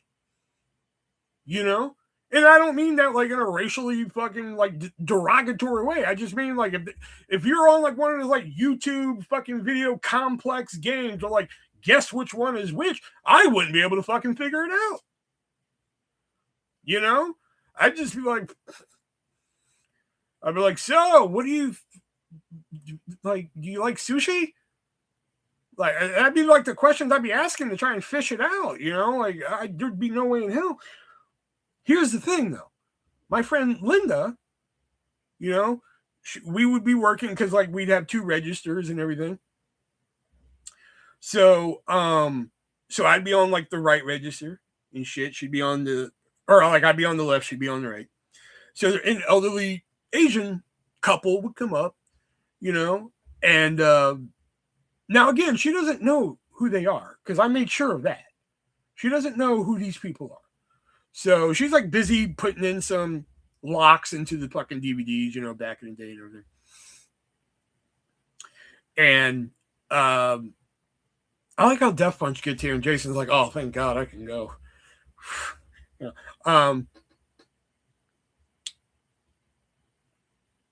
So they come up and I'm just like, oh, so did you find everything okay? Not a fucking word from them. You know? I was like, okay, Blockbuster card. And they hand me their card, scan it. Now, you know, you have to do the fucking upselling because the secret shopper was always coming in and shit. So I always had to fucking be on. You know what I mean? So I'm just like, so would you like any popcorn or candy tonight? Nothing. Just they don't say anything to me. Finally, Linda looks up and looks at him and just starts speaking Vietnamese. And they're speaking it right back to her. I was like, how the fuck did you know that they were Vietnamese? And she was like, because I'm Vietnamese. I was like, no shit, but like, what the fuck? Like, how do you just randomly just speak fucking Vietnamese and just, because, okay, if I were speaking Japanese, if I could speak the language and I looked at an Asian person, I would not just randomly speak fucking Japanese just to fish it out. You know what I mean? Like, are they Japanese? Kobayashi, you know, and just like, and I thought maybe it was a fluke. You know, I was like, that was a fluke. That was a once in a lifetime thing. I'll never see it again. I don't know. A couple months later, busy night and everything. I look over, Asian couples walking up to Linda's register on the right and everything. Fucking all of a sudden, man, right away, Vietnamese, right back. I'm like, how the hell does she know that they're automatically Vietnamese? Like, and it was a different couple. It wasn't like it was the same people. So like, oh, we know now. No, it was different people. It was astounding. I couldn't believe it. You know. Anyway, when I moved to Houston, I think this movie had just come out, and like people were reading the book in school. Like classes were assigning the book to read, and I never read the fucking book. And probably even if I did, I was one of the people that like fucking I'll just get the answers that I need from it. I was one of those people that were like, all right, here's the questions. You can use the book. And I'm like, fucking whatever. You know, I'll find the answer. So I didn't read the book, but I always dug the movie. Plus, last night, Death Punch or Elijah, whatever, suggested top 20 commentaries. Which there's one on here that would definitely make that list, I think. Holes.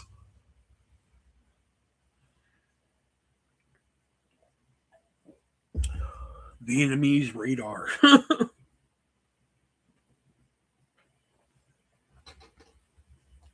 You got to go dig those holes.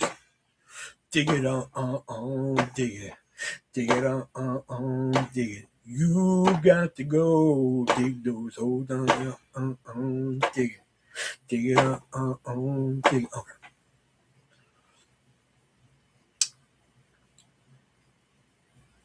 Like he's like, Jason, you here?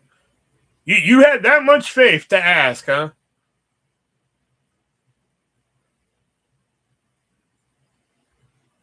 I will admit, sometimes I'll get it wrong. I'm just like, well, fucking Elijah passed out and everything, and you're like, I'm still here, I'm good. You know, sometimes I'll get it wrong. You know, but once Death Punch got here, he fucking had a little fucking cordial chit chat, and then Jason's like, oh, he's here now. Fucking, I'm not needed.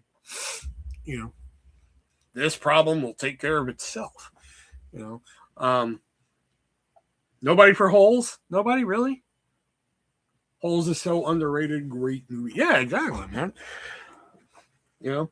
Plus, we saw, Shia LaBeouf is in here. Susan Sarandon, Patricia Arquette, Eartha Kitt. I'm not reading these from the back. They're really not on here. I'm remembering these at the moment. There's one more I'm missing. John Voight. John Voight's in here.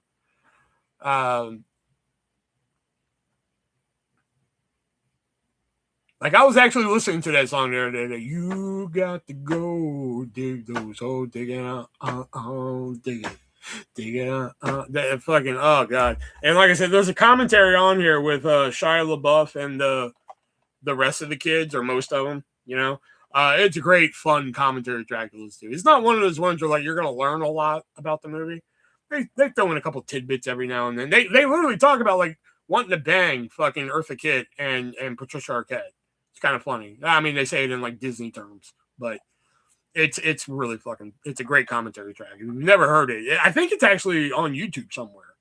I think that commentary is on YouTube, because like I look up commentary tracks on YouTube from time to time to see if they're on there.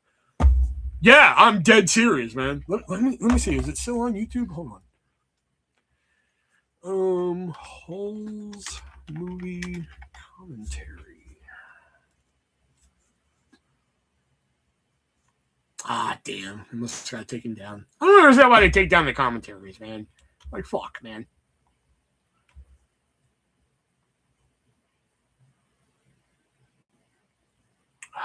Oh, wait. Type in DVD commentary. That might do it. Nope.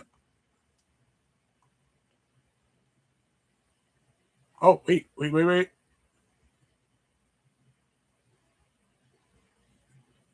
Oh, no.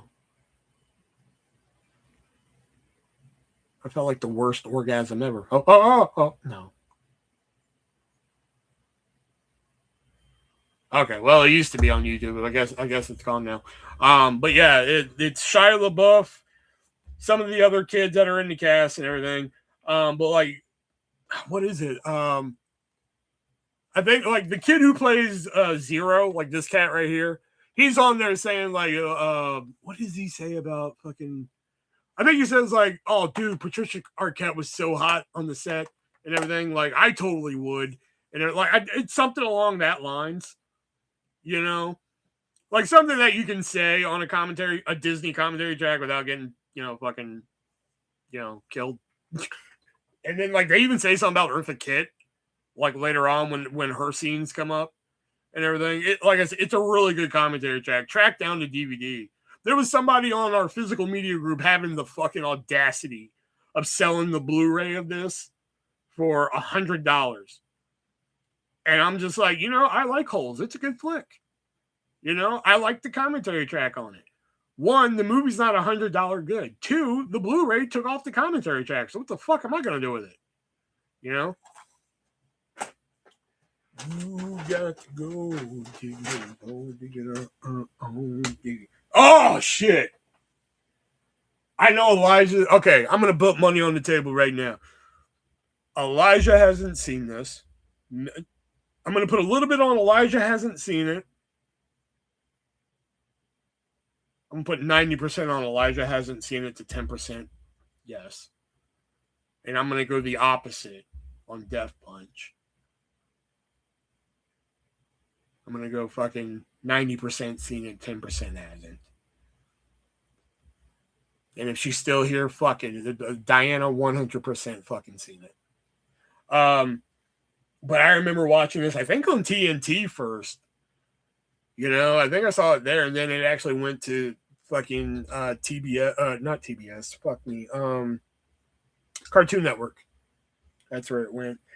And at the time, they were doing like a lot of these movies, but like for some reason, this one caught my eye, and I was just like, okay, and I just always found myself going back to it. And they've come out with so many fucking movies of this since. Never gone and watched a single one of them except for one. Scooby-Doo on Zombie Island. Yes, it's terror time again. You got me running through the night. Come on.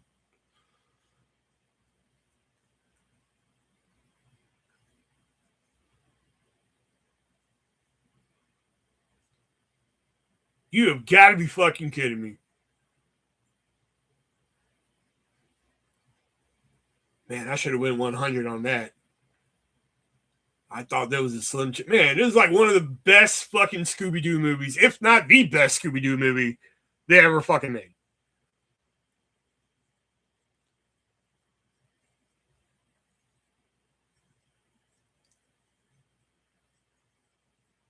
All right, so my money equaled out. No, I doubled up because I was pretty much right. You know? And I guess Diana's not here because she did not confirm nor deny. So I lose that money. That's a 0-0. I've only seen the live action ones and some episodes. Oh my god. I can't. I can't do it with him no more. Okay. I'm okay. I'm okay. I'm okay. Everything's gonna be okay. Deftones, did you know they made a sequel? Return to Zombie Island?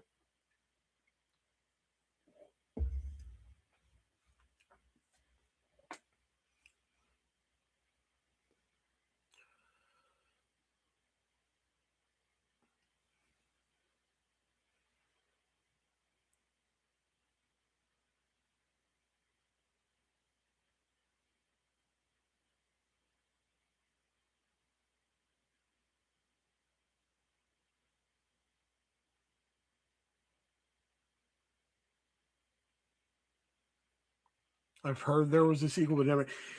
It's that's the best thing. But I was actually really excited. I was like, oh my god, they're making another fucking Zombie Island. Oh, this is gonna be great, you know. And I watched it, and it was just like, you know, it was one of those things where like too much time has fucking passed. We gotta stop making these fucking.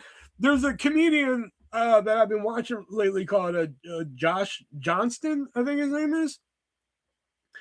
And he said it, man. Like we can't keep living off in nostalgia forever. And like, there's oh my god, we're running out of shit to keep fucking making sequels to. That's why. What was the top 20 you guys suggested last night? It was the top 20 movies that need sequels. Like fuck, I don't think there are any. That'd be fucking at this point. It'd be like fucking Amadeus 2.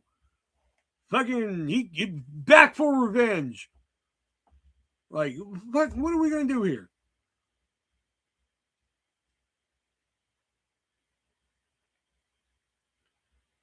The Crying Game 2. She has 2 dicks. Like,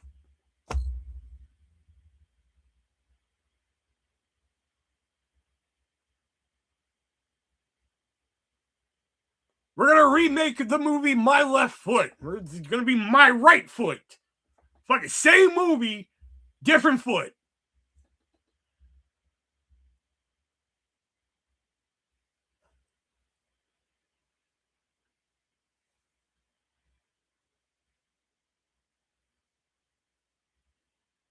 Like, I mean, like, fucking. But I mean, like I said, I didn't hate the sequel, but like, it was just like, it was nice that they did another one. It could have been better, but it was just like, fuck, it was just too late. You know, um, it's worth at least one time watching. Crying Game 2, cry hard. Yeah, I mean, like, fuck, that's what it's going to come to. If they want to keep making, like, these. Listen, Romy and Michelle's high school reunion is one of my favorite fucking movies ever. But, like, I don't understand why there's a part 2 coming. Like, why? As much as I love that fucking movie, and you would think that I'd be like, yay, they're making a part 2. And I'm just like, why? What the fuck is part 2 going to be about? You know? Are they seriously going to go to their 40-year high school reunion and cause more shit? Is this what the movie's going to be?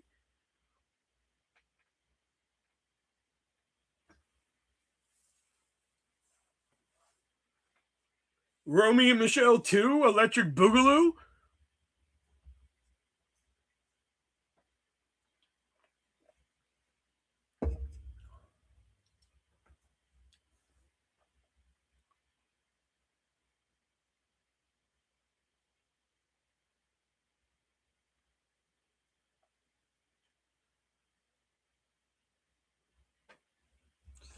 All right.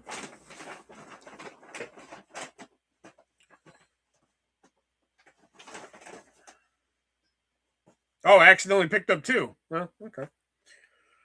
Do you want choice number 1 or choice number 2? What do you want? I accidentally picked up 2. So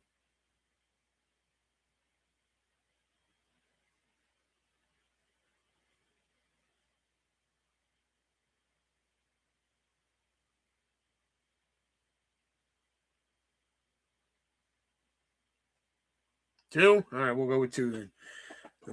Then we'll do the other one. All right. Fanboys. Which I think this is another one Dan Fogler's in, isn't he? Yeah, Dan Fogler in here, man. Like, why didn't we take Dan Fogler?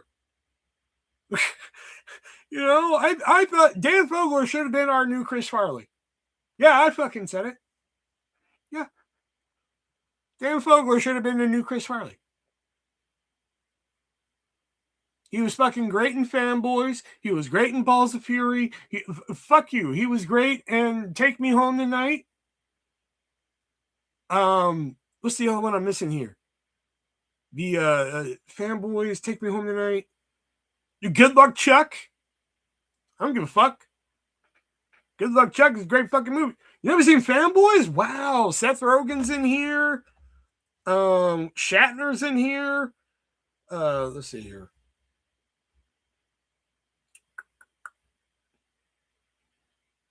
Oh, I don't know how to say his fucking name. But Jay Barcel, I think. I don't know, the dude who was in the skinny nerd that's in fucking She's Out of My League. That cat. Dan Fogler, Christopher Marquette's in here. Kristen Bell, Shatner's in here. Seth Rogen. You said it right. What did I say right? I forgot. Oh, Barcel? Is that how you say his name? Barcel? Okay. I just seen a clip of it earlier on Facebook. Yeah. My favorite line. This is how I learned the word. This is how I learned this word was this movie. But like my favorite line, he's just like he's arguing with like one of the guys. I forgot what it was. After he's fighting or about to fight with him. But he's like fucking. So are we? Copacetic? And like Seth Rogen's character is just like, yeah, we're copacetic. If copacetic means I'm gonna rip out your own tongue and lick your asshole with it, then yeah, we're copacetic. I was like my fucking favorite fucking line in that movie, and like that's how I learned the word copacetic. You know, I was like copacetic seems like are we good? All right, that seems like the fucking. And Seth Rogen used it in a negative way, so I take it. There we go. All right, you know. See, I don't even know how I learned to fucking talk. I don't even know why I went to school. I could just watch movies and learn to talk, man. It's how I talk. I'm just talking weird fucking haiku movie lines and shit. I don't even know. And the other one here is a documentary, but it's an amazing documentary. I don't even think it made my top documentary list. If it did, I don't remember. But The King of Kong, A Fistful of Quarters, which is a documentary about two players playing Donkey Kong Jr. in arcades, and this seems like right up Elijah's alley. If he hasn't seen this, I'd probably shit my pants. And famed video game player Billy Mitchell, who was later to find out later in life to be a cheater. It's about this doc is man. Yeah, there it is. Fuck yeah, I bet it on the right money that time. You know, that because he always talks about how he misses arcades. So that's how I fucking knew. And Steve Wiebe, who Steve Wiebe and Billy Mitchell both playing to get the highest score on Donkey Kong Jr. And it's kind of like also a mini documentary of like other people trying to get high scores on their game and everything. Plus on Walter Day, who is like the official, I guess, scorekeeper, gatekeeper of fucking scores in the world, and everything. It sounds, again, like if you say that out loud to somebody, it's like, what? But like when you watch it all together, it's like, oh, and it's actually really entertaining. But I did find out later that some of this was edited in a way that, like, in ways that it didn't happen, which, whatever, should happen. It's a documentary. You got to make it look juicy. But, man, I love summer fruit cherries. They're so good. I've seen this. Awesome. Wow. All right. Fucking right, man. I know every now and then a video about Billy Mitchell shows up, but he's just, in this movie, he's presented as fucking such a cock nozzle that, like, I'm just like, fuck this guy, dude. I don't want to see him anymore, Like, that's how good the documentary did to fucking portray him as, like, such a fucking, like, villain, in my opinion. But they even said, like, they twisted it even more because, like, they made it seem like there's, like, a part in the documentary where Steve Wiebe's, like, playing Donkey Kong Jr., and he turns around and he's just like, oh, hey, Billy, like, hey, hey, what's up, man? And they made it look like Billy just turned around with his wife and said, hey, come on, let's go. Apparently the way that was shot was, like, in two different places. The way I have to go back and find that video, but apparently, like, the way they put that together in the documentary, they made it look like he was, like, fucking cold shouldering them, but in reality, they weren't even in the same fucking room. It was, like, on two different days, or some shit like that, He's been spoofed so many times. Yeah, Peter Dinklage and Pixels is the big one. I'm gonna go read for a while. Man, go to fucking DP's account. Read my book.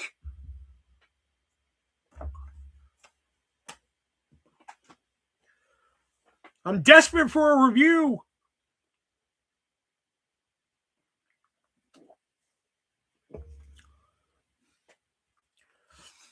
Who would ever thought I would have wrote 2 fucking romance novels? I didn't have that one in the cards.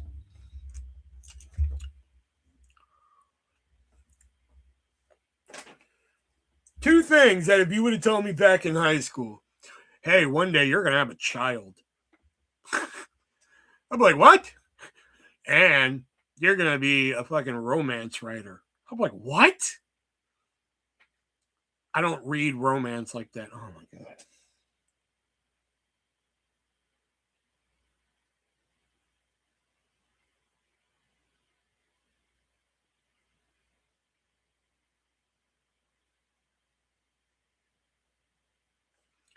That's okay. It was only my fucking life's work.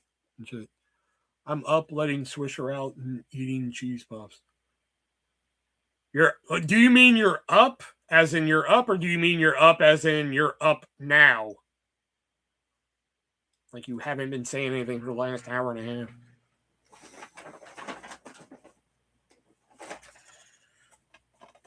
half. Okay, this one I picked out because I think y'all would be shocked that I actually dig this fucking movie. This is like one day, like I even dug as a kid. Like my mom would rent this movie from the video store, and I don't know yet. Yeah. Mm-hmm. And to this day, like every now and then, I'm just like, you know what? If I can. Hold on.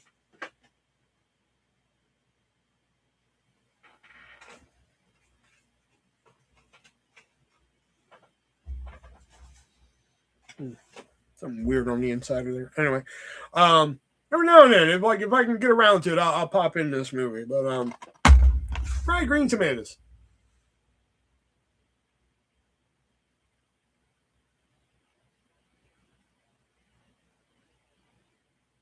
I know Def Punch. I'm betting it all on Def Punch has never seen it. Fuck! Oh, he has!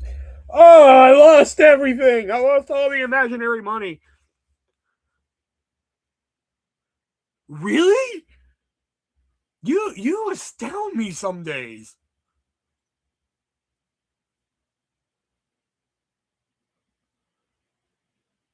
Oh, I would have had that reverse, yeah, because I probably would have went 60-40 on Death Punch on this one. I would have bet my fucking house that I don't even own that he has never seen. I would have. The highest I would have went on the scale with with Elijah on this was like heard of, never seen. That would have been the. I cried when you. Why do I feel like he's fucking with me? Well, that's how this feels right now. Is that he's fucking with me? There's no way in hell.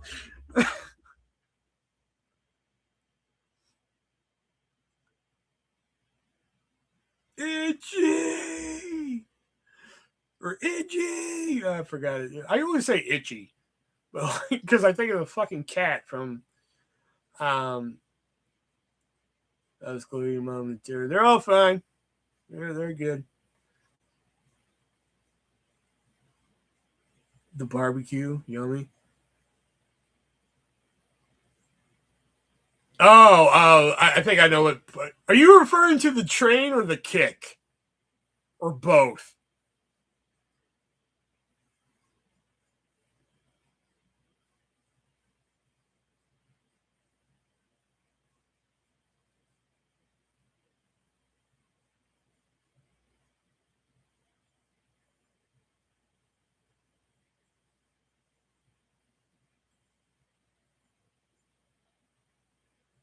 No, I'm asking which one you're crying. You said I cried when you know. So I'm asking, are you referring to the train or the kick? I'm coding it here because you've seen the movie, which this is a real test if you've seen the fucking movie. Really, the kick? Okay.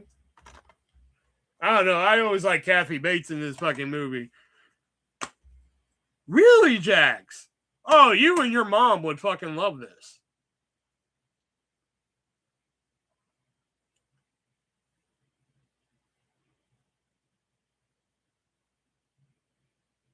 Plus, you get C and you know. I got a lot. You're making me want to watch this tonight. Like, I feel like we've seen two different movies.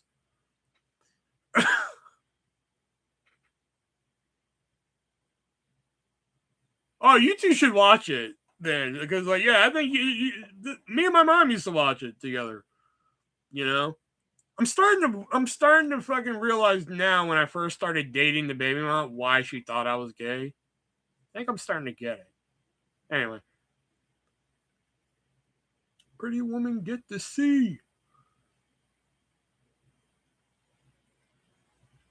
Okay, yeah, I'm gonna watch this tonight because that's fucking me up now.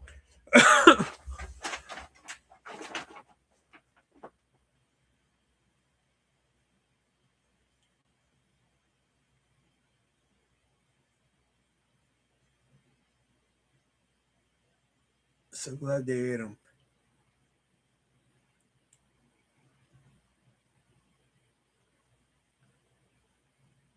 Yeah, I know, but just I'm trying to think why you would cry at the kick. The train makes a hell of a lot more sense. But I fucking okay, yeah, I gotta watch this movie again tonight. You got me so fucking intrigued now. You know, I feel like I'm seeing fucking different movies now. Like I remember Kathy Bates like fucking finally standing up for herself, and she's like, "Well, honey, I'm older and I have more insurance." After getting ramming that fucking car, took her parking spot. That is my dream. That was like one of my dreams in fucking life to do. Is just like because people have taken my parking spot and shit, and I just want to fucking hit the fuck out of them. You know, and just be like, I have good insurance. Fuck it, I have progressive full coverage. I don't give a fuck. Flo's got me. You know, and I mean actually with Flo, not Jax dressed as Flo. You know, but actually I got her and everything. So fuck it. Sometimes I just want to fucking do it. So like that is my fucking dream. one day to do that. I've come close a couple times, man. I tell you, I get some fucking road rage when people do stupid shit. I'm telling you. Anyway, sorry.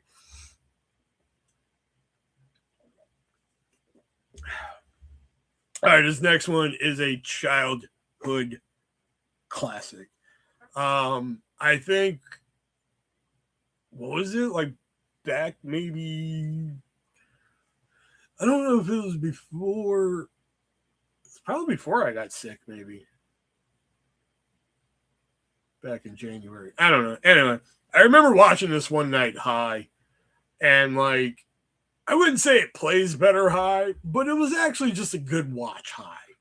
You know, I was watching it high, and I was just like, man, this is a good time, man. Good time. It was a good time watching it high. But I used to watch it a lot as a kid and everything. And like, again, I've read about this movie, and generally, when people talk about it, it's usually not very positive. And like, I don't get it, but.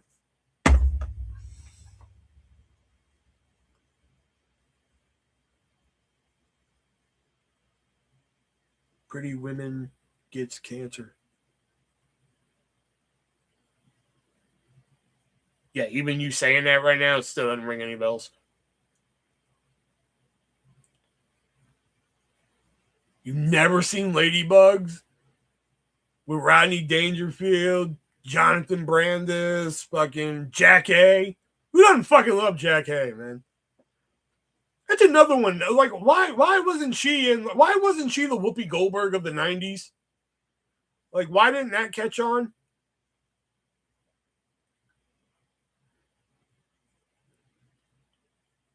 I mean, like, I could have totally bought Jack A as like a fucking top tier fucking comedy actress in the 90s, but her in more shit.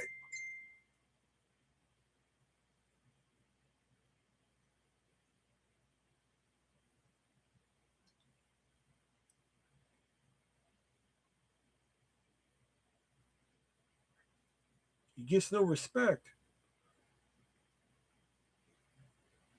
But if you've never seen, since you've never seen Ladybug, Ladybug's Rodney Dangerfield kind of, he's up for this promotion, and he kind of cons his way into kissing the boss's ass in a way, and he finds himself coaching the company's soccer team, but they're the worst fucking team in the league, you know. And if that wasn't bad enough, he then gets his future son-in-law, played by Jonathan Brandis, to dress up as a girl and play on the team.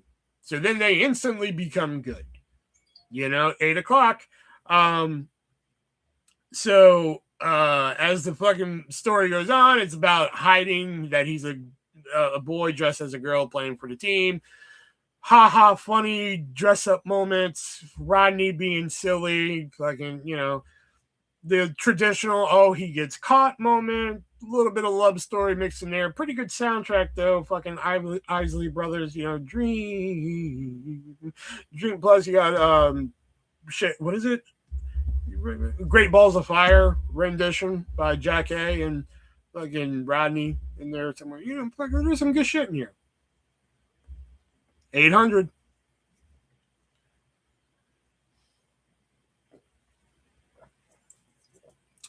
And I thought Jonathan Brandis was awesome. I love this. And so, yeah, Sidekicks is good too. I don't have that on DVD.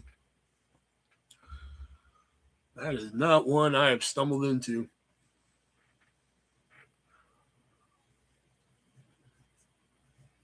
Elijah is suspiciously quiet with this one.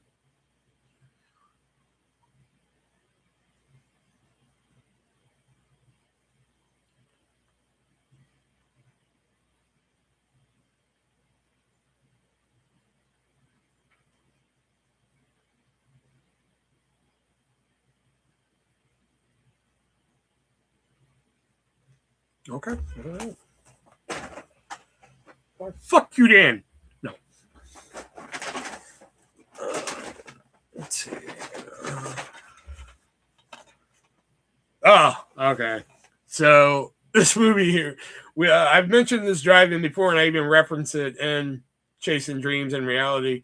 But me and my mom, we used to go to the Starlight Drive-In in Durham, North Carolina. And we would go, and they would always have like a double feature, or sometimes they would just play the same movie twice. You know, just depend. You know, so we went and saw this movie because we saw the previews on TV, and we fell in love with it. We were at the drive-in like every weekend seeing this movie. You know, I think we went. I want to say probably 5 times at least. And what was really cool was like we'd be driving away and we'd still hear like bits of the fucking movie playing and everything because we want to beat the crowd and everything. So Eddie Murphy, Martin Lawrence, Life. Motherfucker, you can't have my cornbread. Motherfucker, you're going to take my cornbread. There's going to be consequences and repercussions.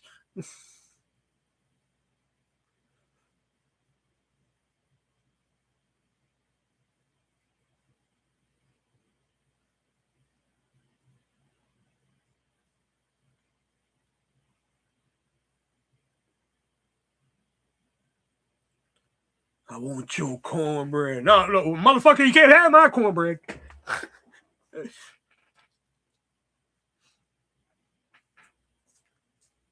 Oh my God, Diana. This is a good one.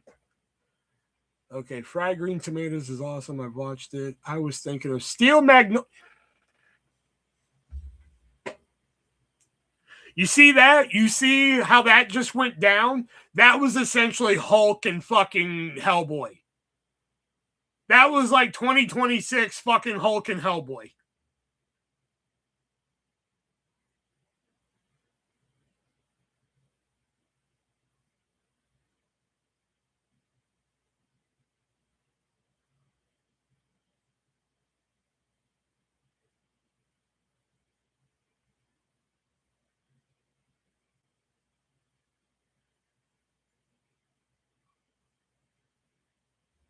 He's like, fucking the part where she gets cancer. I'm like, fucking what fucking movie?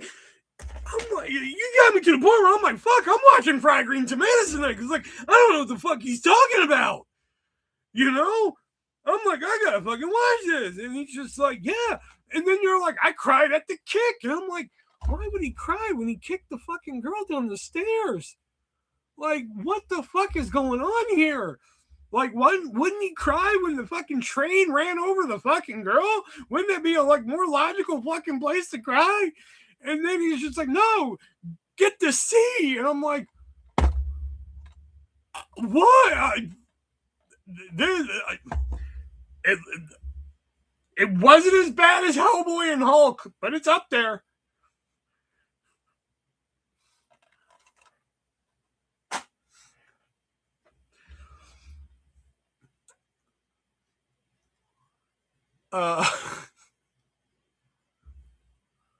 I'm sitting there thinking too, boy. I'm just like I remember the eating him part. You know, the train, and I'm like, where the fuck y'all are talking about the cancer and shit. I'm like, what the fuck is going on, man? Like, am I really misremembering this movie? Am I Mandela affecting right now? Is there a part in this movie that like exists and like I don't? Like, all right, anyway. Oh, but yeah, life, and then even the baby mama liked this movie. So like this was like a movie that like we could really like ever fucking agree. And the fact that we can't. This is how like I found out the baby mama liked this movie. No, not liked it. Never seen it, mind you. She was living with us at the time. It wasn't cancer. It was kidney failure.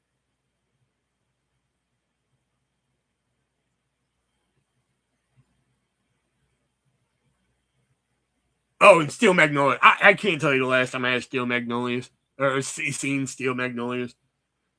The only thing I remember is the hand shaking with the fucking juice in the fucking hand.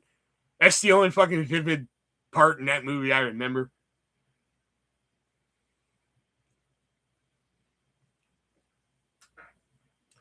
But anyway, she was living with us in Illinois and everything, and we would watch movies and everything. And I had a bunch of movies. And every time that I'd be like, hey, have you ever seen this movie? No. What's it about? And I'd tell her what's it about, and she'd be like, well, nah, that doesn't sound good. I'm like, okay, that's cool. And I'm thinking about, what about this movie? So sometimes we'd agree on something we've already watched, or sometimes she'd open her mind and watch something new. So one night we're like, hey, you want to watch a movie? She was like, yeah. And I was just like, oh, have you ever seen Stay Tuned? And she was just like, no, what's that? I was like, with John Ritter, and they get sucked into the TV. And then her head just went down for a second. She was like, can you stop picking movies from like 1970 and shit? And I'm just like, okay, well, one, it's from 1990. Two, like, you asked me what it was about. Like, like you're John Ritter, and just fucking your mind went Three's Company too, and like, what the fuck, So, I was like, all right, so what the fuck do you want to watch? She was like, I don't know, I like Tyler Perry and stuff. So like, you have any black comedies? And I was just like, fucking, all right, let's watch Life. And she was like, what's that? I was like, what the fuck do you've never seen Life with Eddie Murphy and Martin Lawrence? She was like, no. And after I had to, wipe my own shit off the floor, I was like, we watched Life. And she was like, oh, and then she fucking fell in love with it.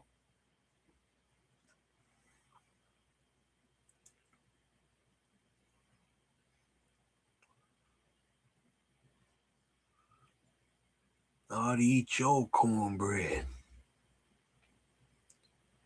No, motherfucker, can't have my cornbread. Part 2 of my killing spree gonna be getting up here on your ass. No, fuck him.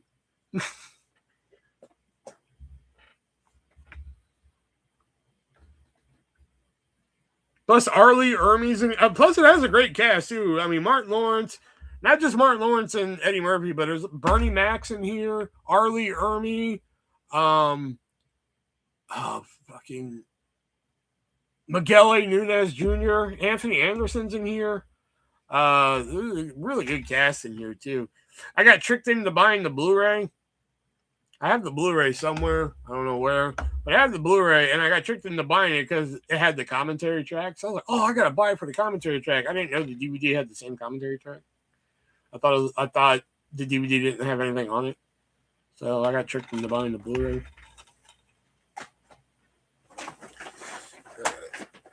What do we got? Oh, okay. This is a combo pack of 2 movies.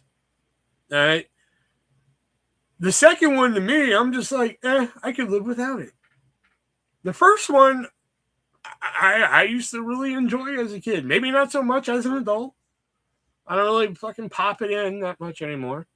But as a kid, I remember really liking it and everything. And like, I don't know if it's she unfriended me a very long time ago. Less said, the better. If she could delete me from the world, she would. Let's just put it like that. So anyway, the first movie though I really like, but like generally now people look back on it and they're like, oh, it was a bad movie at the time. Now when people review it, like, this movie sucks, and I'm like, what the fuck? Anyway, the Flintstones.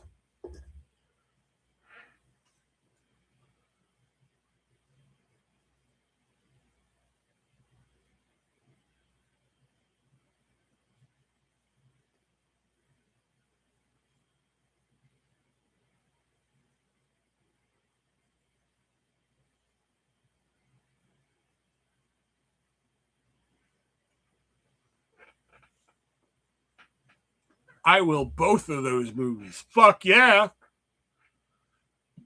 That's what I'm fucking talking about. I will both of those movies too.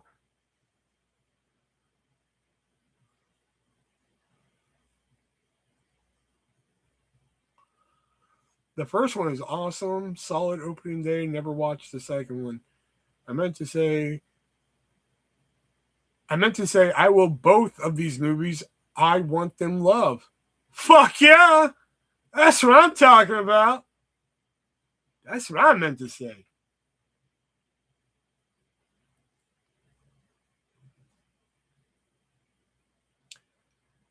I enjoyed the cartoon more, even though I love John Goodman. The cartoon's kind of hard to go back and watch for me now. You know, to me, it just seems, I don't know. It's fun to watch sometimes, but like, I can't, it's not something I can binge.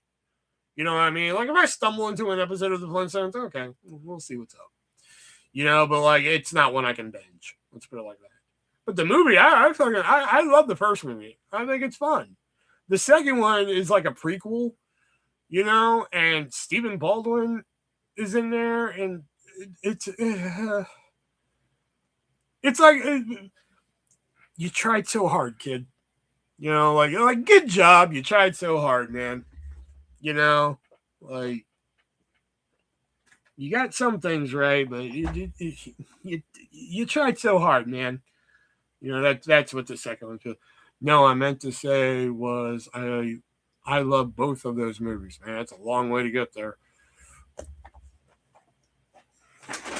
Oh, okay. You know what? I see this one. I'm just gonna. I saw it earlier. It was one of the last things I added to the bag here tonight. But the Wild Wild West. Listen, it's not a perfect movie. Okay, but like the hate that it gets, like whenever I see like the 5 worst movies ever made, like fucking the Wild Wild West usually makes that fucking movie. And I'm just like, God, I can think of like fucking many other worse movies in the Wild Wild West. And there's actually some fun shit in the Wild Wild West. Don't you? Oh fuck, David's here.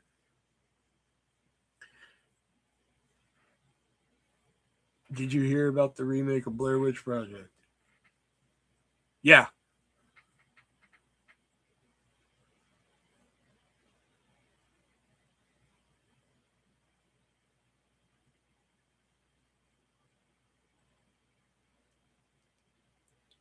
What the fuck do you mean besmirch fucking um Viva Rock Vegas? Like what the movies you stand up for are just baffle me, man. All right, let me get another drink. I feel like we're gonna go late tonight. Hold on.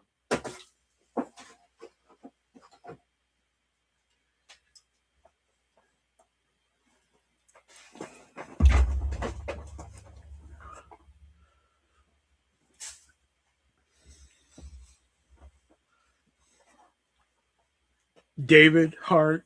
David Hart. All right, YouTube, cut it out.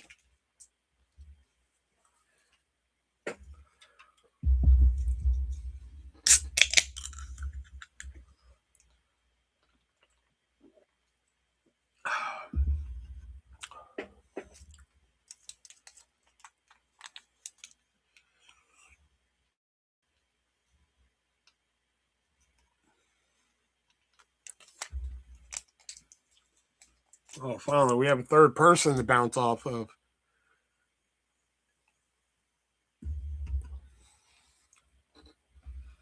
Nobody for the Wild Wild West? Nobody?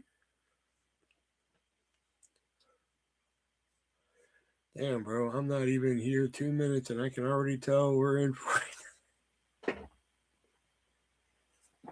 Hey, okay, hold on. Let's backtrack some. Hold on. Let me put you on a good one here. Hold on.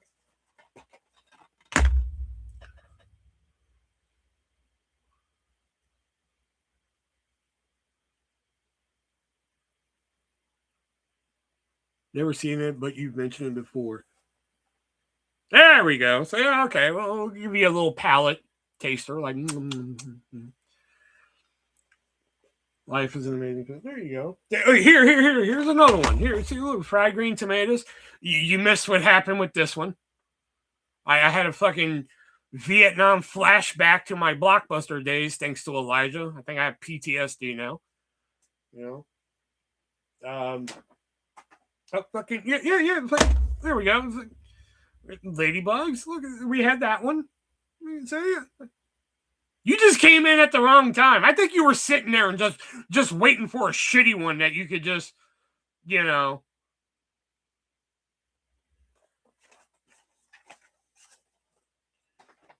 I think you've been sitting there fucking longer. You're just like, I'm just gonna wait for something I can just fucking. Just shit on them for. And for, of all fucking movies, you chose Viva Rock Vegas? That was your fucking opening? You're like, fucking Viva Rock Vegas. There it is.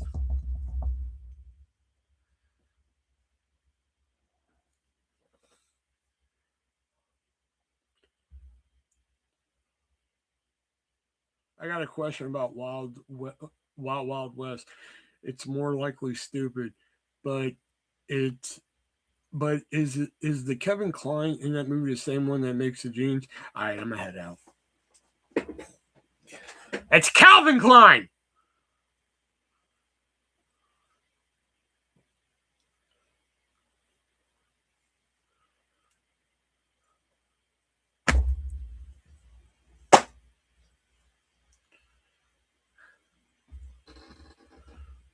Will, I promise you, the irony is I walk in to defend the good ones. Yeah, okay. Do you like the first one? Or do you just like the second one?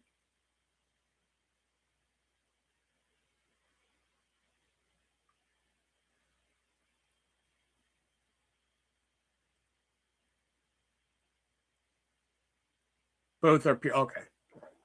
Making sure you weren't like, fuck the first one, making sure you weren't that. No, you want to talk cinema? You are the last dragon. You possess the power. Oh, you are the last. When a friend of mine this is a movie that was told to me. He told me the plot of this fucking movie, and it was the first time anybody's ever told me a movie where I'm like, that doesn't sound real. Like, this doesn't sound like a fucking movie. The Last Dragon. I'm like, this is not a real fucking movie. And then one night it was on cable. And I was like, holy fuck. This is years later, mind you. Holy fuck, this is a real movie. I don't know why my voice broke there. This is a real movie. And not only that, it's fucking awesome. The breakfast scene and them drinking from the giant beer cup is serious. Ah!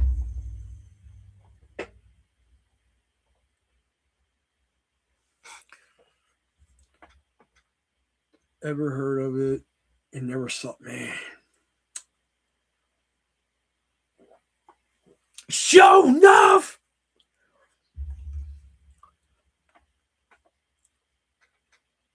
Oh shit.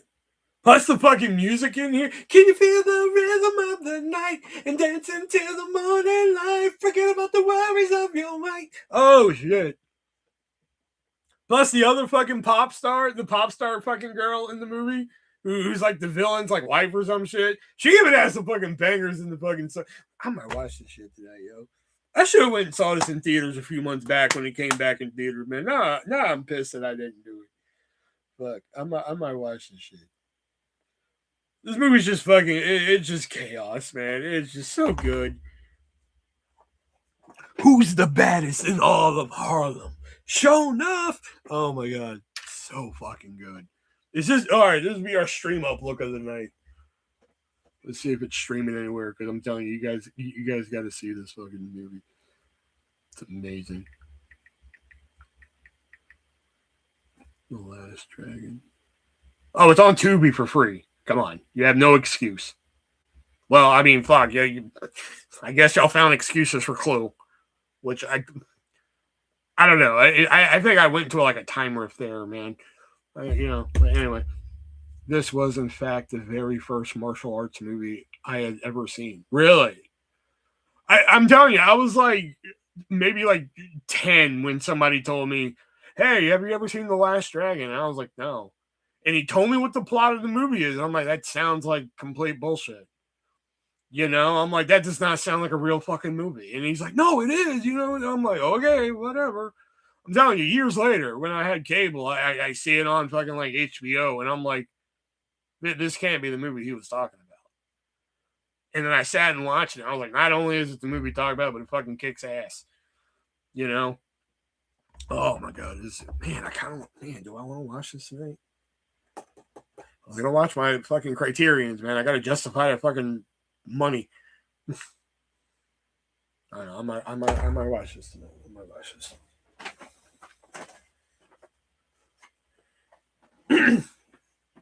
David doesn't want to criticize me for fucking Last Dragon. I guess he already left. He was just like, all right, I'm over this Beaver Rock Vegas shit. God, I hope David's here for this. I'm not even gonna set it up.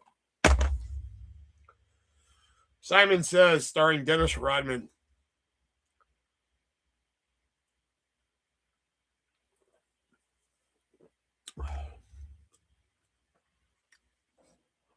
One of the best fucking action movies ever fucking made.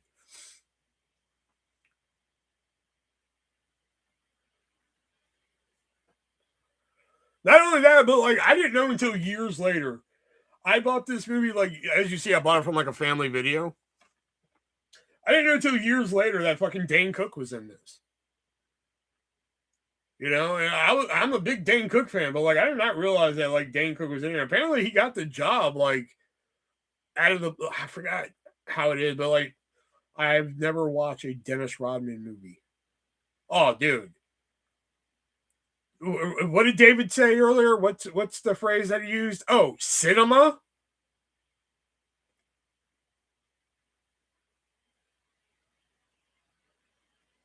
Hello?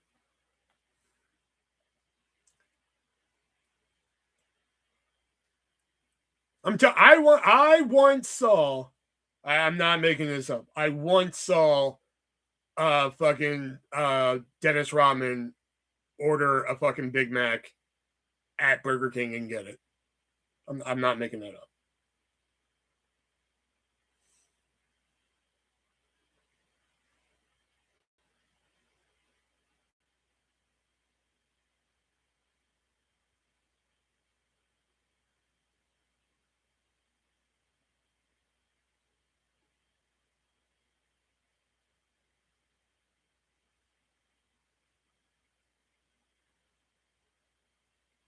They originally wanted to call the car fucking Rodman, but he let Tesla take all the credit.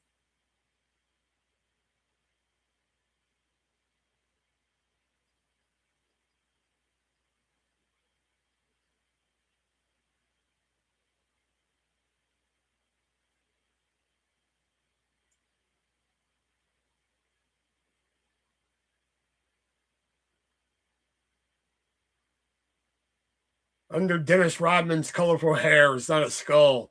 There's another arm to dunk with.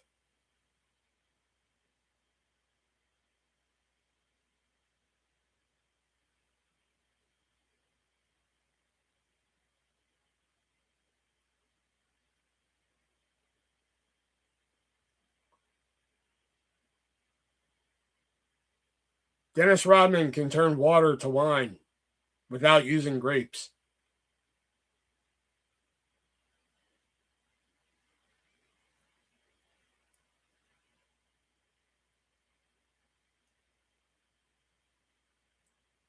He was one of the best rebounders. That is true, if not the best rebounder.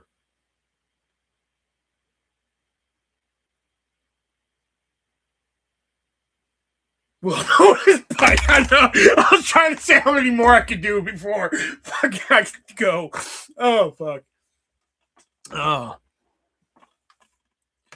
Oh fuck. I'm gonna pick out one. Let's see.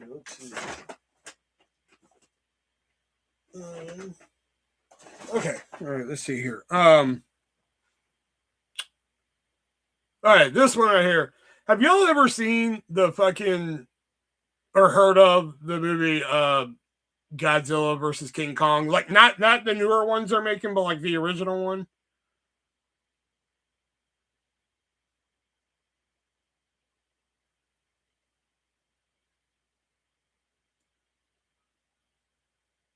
You have it on VHS? Okay. Oh, like there's plenty of videos on YouTube about fucking the myth. There's a myth that It was King Kong, Godzilla. There's two endings. Godzilla wins in Japan and King Kong wins in America. It's been debunked as bullshit and everything. There's a whole story. It's supposed to be King Kong versus Frankenstein, with that just okay. Or Godzilla versus Frankenstein. I'm sorry. Oh, maybe we got you. Anyway. What they don't tell you in the video is, in the Godzilla vs Kong video, the fun little piece of info is that there is an additional ending only for the American version. Is that do you guys know? Now the myth was like Japan, King Kong wins, or fucking Godzilla wins. America, King Kong wins. But like in the ending that they don't tell you about, do you know who they say wins in that one?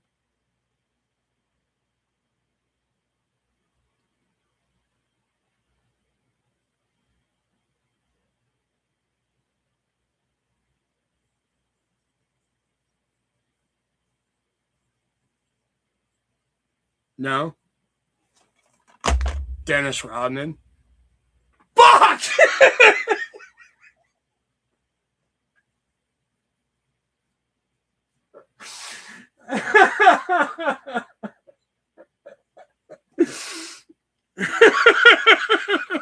No.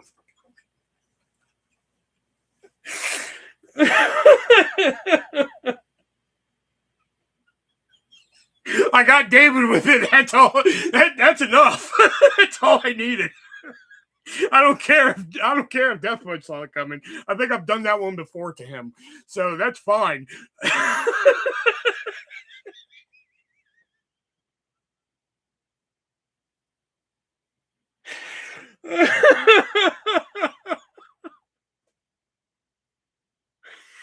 Oh my god, this has been a fun night. This has been a fun night, man. Fucking voice message I sent Death Punch earlier. Fucking, oh my god, this has been fun. He fell for that epic setup too, man. He was out like fucking. You ever hear that movie? He's like, maybe. You know, set up the whole fucking story too, man.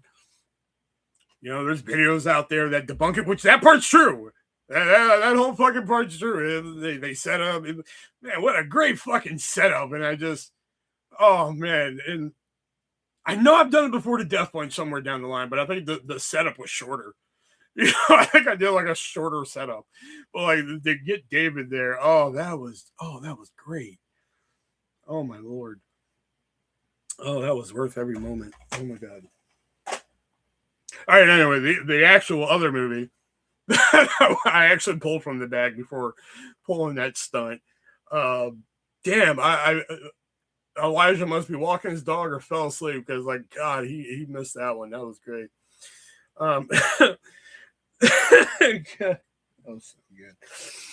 Oh, this has been fun. All right, so the actual next one here. Again, it was one of those like lists on YouTube where it's like most disturbing movies and the way the list made it sounded interesting. You know, it sounds like a fucking rocking good time. You know, I'm gonna check this out. What was the last thing he said? I don't know. Tell me. I've never watched a Dennis Rodman movie. Oh, okay. All right. So I was like, all right, I'm gonna track down a copy of it and watch it. If you guys have seen it, I'd be fucking shocked. But Series 7? It's kind of like, I will say it is kind of like a Battle Royal type of ripoff. You know, it's like the same setup where like they're live on like a fucking live TV show killing people. You know, it's like a basically Battle Royal, but if it were live and shit. You know? But here's the thing. See, I keep finding. See, here's the thing. Oh god, you missed the fucking funniest thing, dude. I got David so fucking good.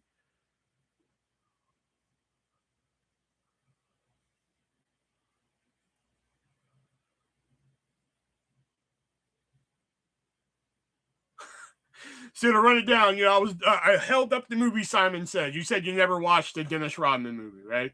So I start batting off some like Chuck Norris jokes, but replacing it with Dennis Rodman. David's like, nobody's biting, Will.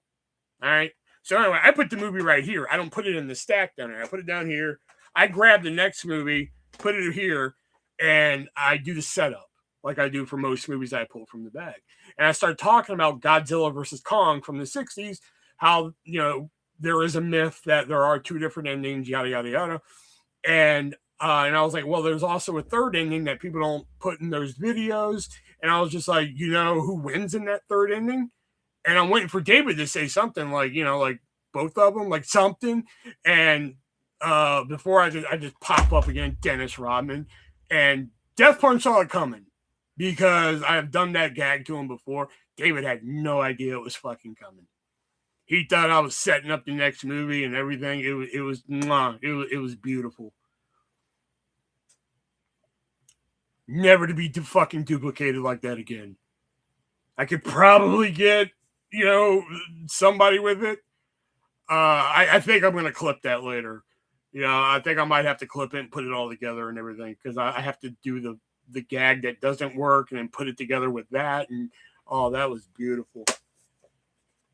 Cinema.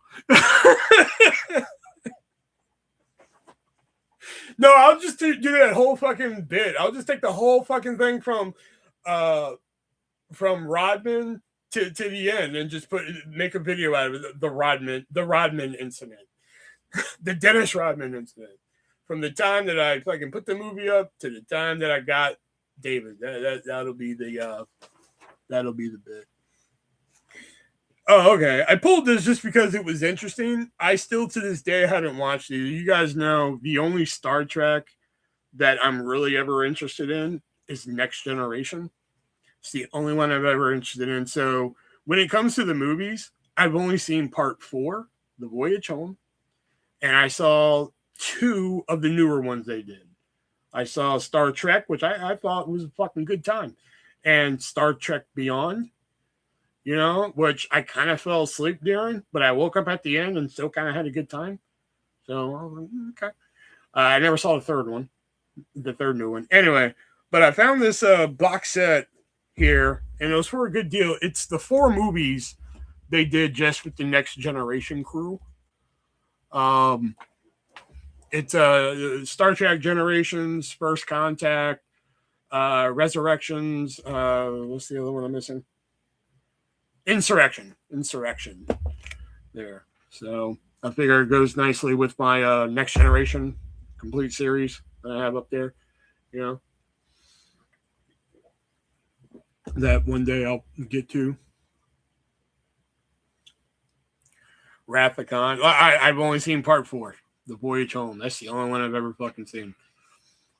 All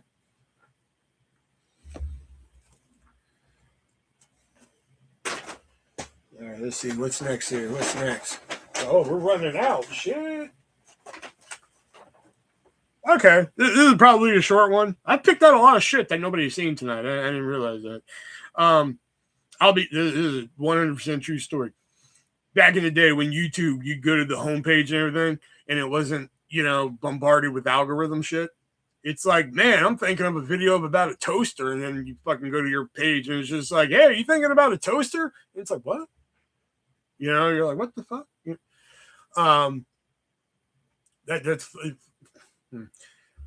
That's just about as creepy as like fucking like, like having like 9 people watching and then like 2 people talking.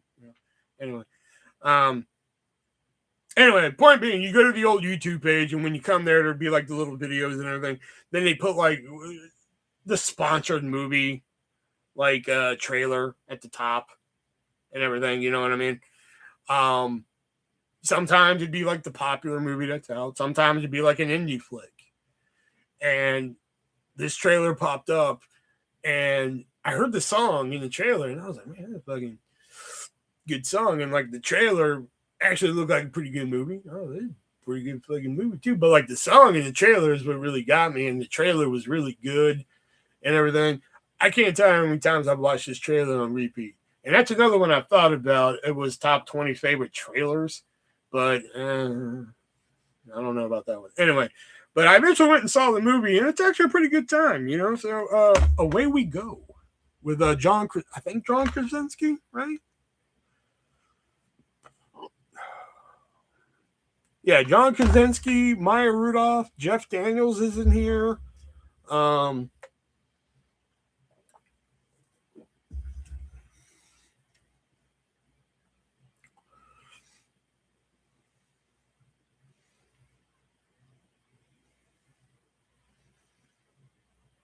synced it.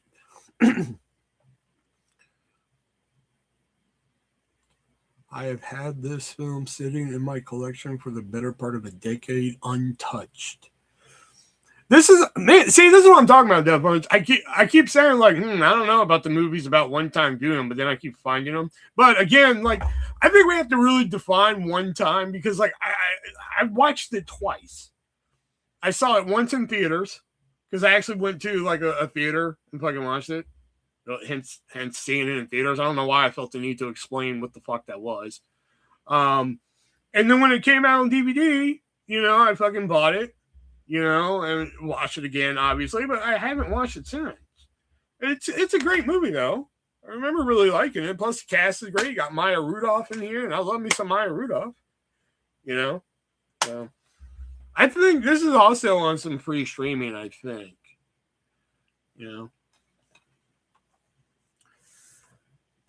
3 or less.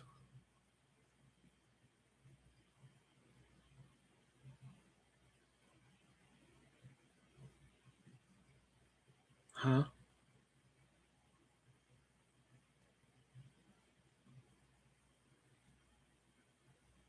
Oh, that's the definition of one. Okay, I got it. Okay, then you're like, yeah, okay, then like, yeah, next time I go to fucking Razzle Dazzle, I'm gonna bring my little, I got it. The next time I go to Razzle Dazzle, I'm gonna bring my little notebook and just look at some of the movies that like I don't own but I have seen. Because like some of the ones I keep wanting to buy a copy of Apollo 13. I've seen the movie like 3 times. Maybe no, it had to be at least 3. I've probably seen it. But like I keep wanting to buy a copy of it and I keep finding it for a good price, but every time I just don't buy it. And I remember liking the movie, but for some reason I just haven't fucking gone back and watched it. So I don't know. Oh, okay. So last week, I was setting up this movie, and then we got sidetracked with like the old $5 Ben days and physical media conversation and everything, and then we just never got to the fucking movie. So without further ado, I'll just give it to you. Airheads with Brendan Fraser. I just recently saw a little retrospective on YouTube about Airheads, and it was actually pretty interesting to watch.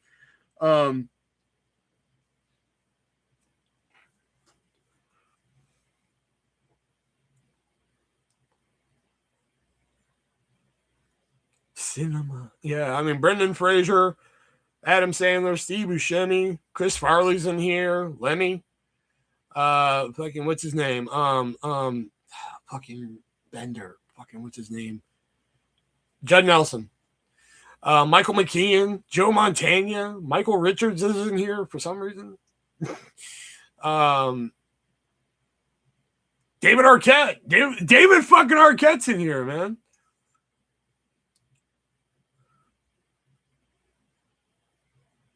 Airheads is A tier. Watched it opening day. Wow. I didn't discover it until like we set up last week. I discovered it in the $5 bin. That's when I think I saw it like on Comedy Central, and then like once I saw it in the $5 bin, this doesn't have anything on it, right? Yeah, this doesn't have anything on it. Oh, it has a music video. Born to Raise Hell by Motorhead.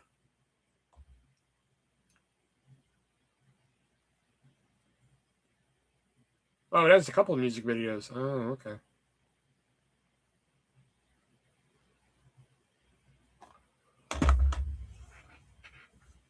So that's finally a fucking movie we all agree on. Oh, seen this. See, this is one I've seen only once. Really? Okay. Well, at least we've all seen it. What do you not like a fucking like I don't want to say this is a stoner comedy, but I don't know what kind of comedy would you classify this as? Because it's a comedy, but like I don't want to say stoner comedy. I feel like that's not I. Oh, you had to ruin it.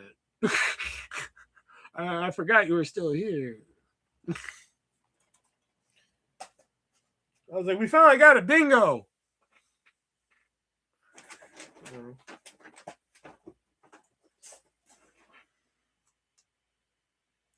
Do I feel like being criticized by David right now? No, not really. We'll wait on that one.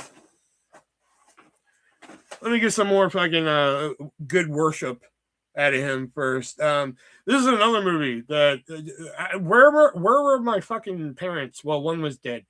Where was everybody else when I shouldn't be watching these type of movies? But I discovered this at a very young age, and thankful. And sometimes I'm thankful that I did, because like I like discovering shit on reviewings of movies that I watched younger, because like then it's like really like, oh, I was laughing at shit that I really didn't understand, and now like to this day I still find shit in Clueless and I'm just like, oh. Like, okay, I get it, because I mentioned before that like when I first saw Clueless, I didn't get it, I didn't like it. It took a second viewing for me to actually get Clueless. Anyway, but White Men Can't Jump. I refuse to watch the remake. I just can't. I can't do it.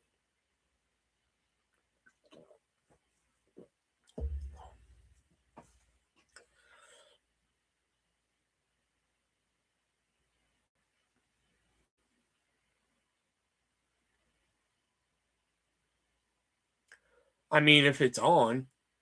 Oh, fuck. I thought I was going to get some good praise out of that one.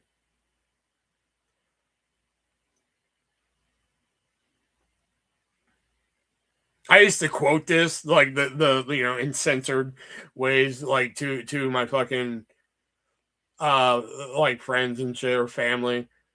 Like, oh baby, it's pretty. It's so pretty. Like it's so pretty it hurts, like shit like that. Where's Aunt B with my bean pie? Like, this was back when I had a crush on Rosie Perez. I watched it, I think the second week it was out.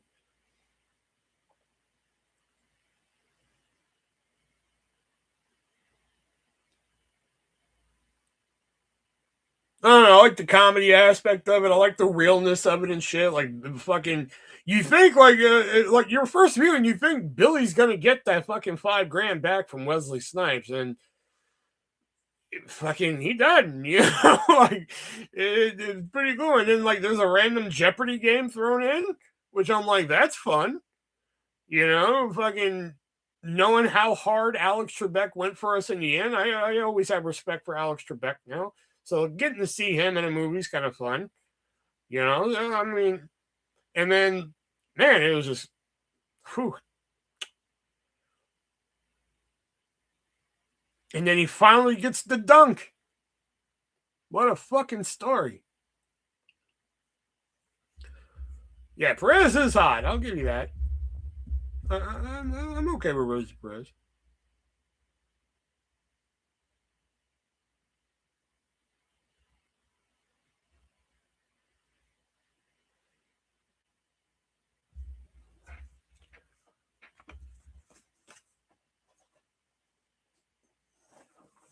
Um,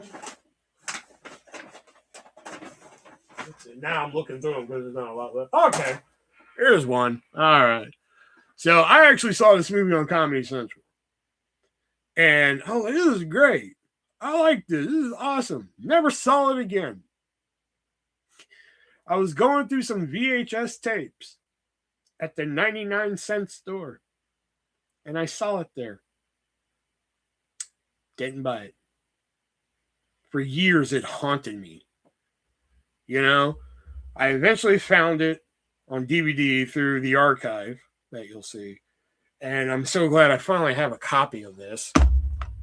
Penn and Teller Get Killed.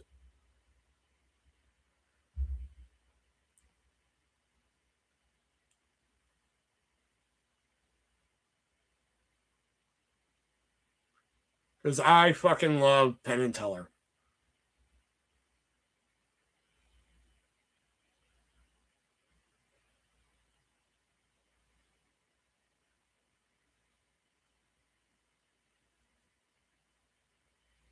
What? You. Oh, you fuckers are just breaking my heart tonight, man. Never saw this. Never saw this. Or they're at. Oh my God. Elijah, I'm kind of, at this point, I'm not fucking surprised because fucking he lives under the stairs. Diana, oh my gosh. Dude.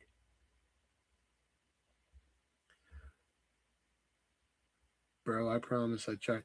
Dude, you gotta see the nail gun trick, man. That shit's insane.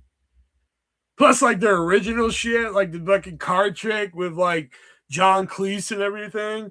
Oh man, like there's some early like when I was like first learning, quote unquote, learning to make videos.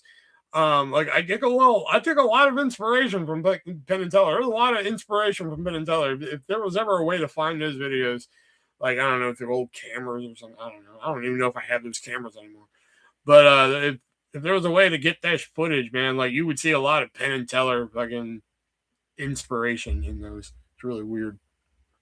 I just can't stand them. Wow. I've seen them on CASHAPP. Oh yeah, they were on CASHAPP. Well, this is actually a pretty fucking fun movie. He's like Penn. He states like in an interview, like man, it'd be kind of fun to be hunted by like a stalker or some shit like that. It'd be fun to be stalked or some shit like that. And then he gets shot at outside of like a show, and he thinks it's a prank. And he's like, he thinks it's Teller pulling a prank on him. And then this whole movie's about like who's trying to fucking kill Penn and Teller, And and the ending is just, it's fucking mind blowing and shit. It's a really fun movie. It's in the Warner Archive. All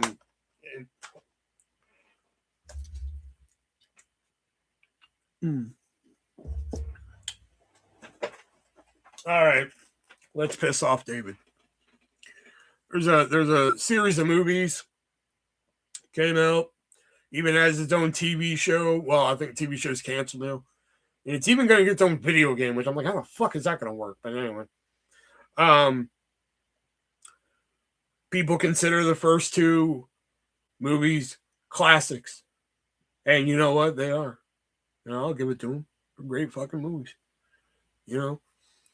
People, I think, have called the third movie a bastardized, inbred West Virginian, redheaded bastard of a child of a movie. And I'm like, damn. I was like, that's kind of harsh. And I'll tell you, it's not the best. It's not as best as the previous two, and you'll see what the movie is in a minute. And it's not as best as the previous two, but I think this one has its fucking moments in the movie where I think it's a fucking good time, and I always kind of dig it. So,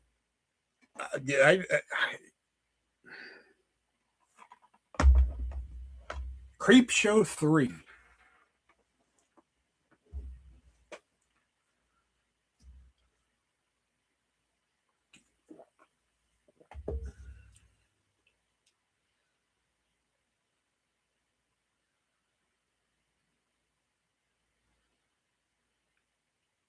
I'm just waiting for David. Oh, joke's on you. Haven't seen really? You haven't seen Creep Show? Wow. Okay. I've never watched. Wow, you fuckers have never seen Creep Show? Oh my god, Creep Show is a great horror anthology series, and like this was made like independently. They somehow got the Creep Show name and everything like that, but like people fucking hate this movie. And I don't think they're fucking, like I said, there's segments in this movie where I'm like, what? Like there's one that's just like it's just way too fucking goofy. to be in the fucking movie. But there's also like in Creepshow, there's anthology segments that don't connect in any certain fucking way. It's just like, here's a segment about this. Here's our next segment. Here's our next one. In Creepshow 3, they all interlock, but in weird ways. Like, like here's one character, they walk past another, and then boom, we're with that character now into the next one. So like they all exist in the same world, but like it's set up. Like we see the end of one character, and then we transition to the other one and everything. So we're all set in the same world, but we're still telling the same different stories. You know what I mean? And I thought that was really unique.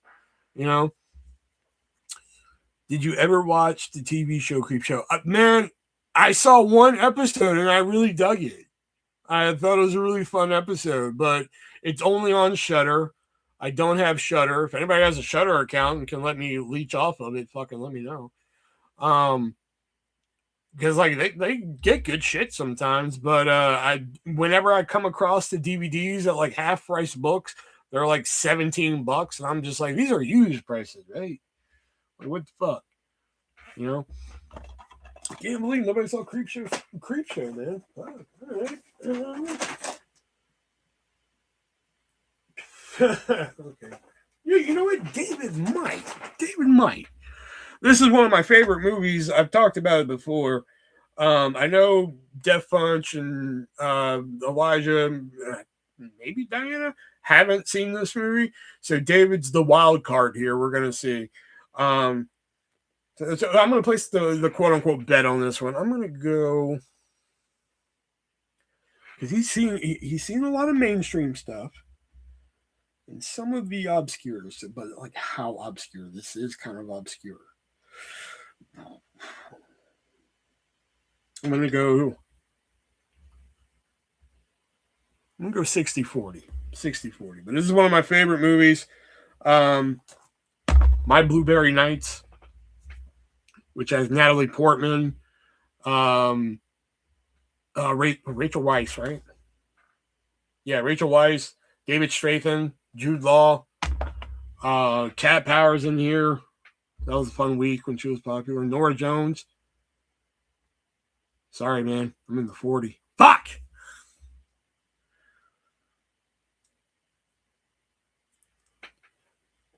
Plus, this has like one of the best fucking soundtracks I've ever fucking experienced. It was scored by, I believe, Ry Cooder. I think that's his name. Cooder. That is his name. Ry Cooder.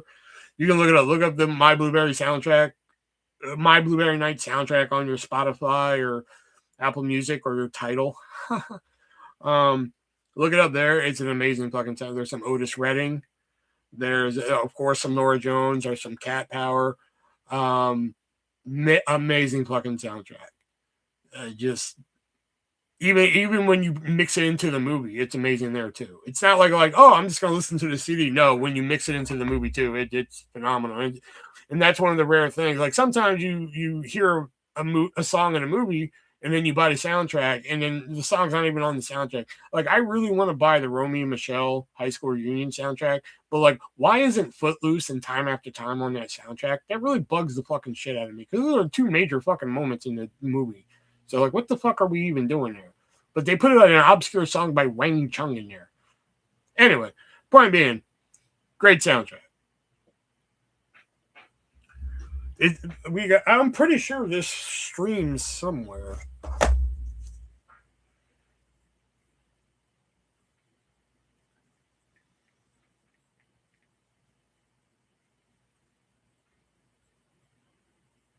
Yeah, it's on Tubi. Tubi, Pluto, YouTube. So exactly, and the fucking song's on the soundtrack. Because like the video store that I go to every Friday, he has the soundtrack on vinyl on clearance for $7, and I'm just like, that's dope. I don't listen to a lot of vinyls anymore. I can just throw it in my vinyl case. It doesn't take up a lot of space, So I'm just like, okay, cool. But I'm like, it doesn't have Footloose. Which, there's that moment in the car where like, which I'm like, okay, cool. And then there's fucking Time After Time, which I'm like, what? This is like the biggest moment in the movie there. That's like the be all end all moment there. after they come in and like, fucking like, you're a bitch and like, fucking, we don't give a fuck what you think and everything. And they're like, fuck yeah, let's go dance. And they're like, no, only if she can dance with us. And he's like, fuck yeah, she can. And then time after time, if you're and fucking, and it's not on the fucking soundtrack, then what the fuck? You know? And this right here, most of the shit that you hear in the movie is on the fucking soundtrack.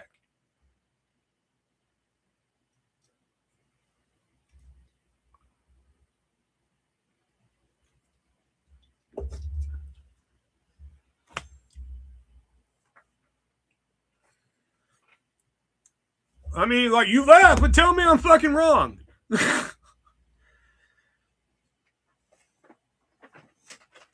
Like, if I went and saw the Hairspray movie and went and bought the soundtrack and it didn't have fucking You Can't Stop the Beat, I'd be like, what the fuck? Like, what the hell did I just buy?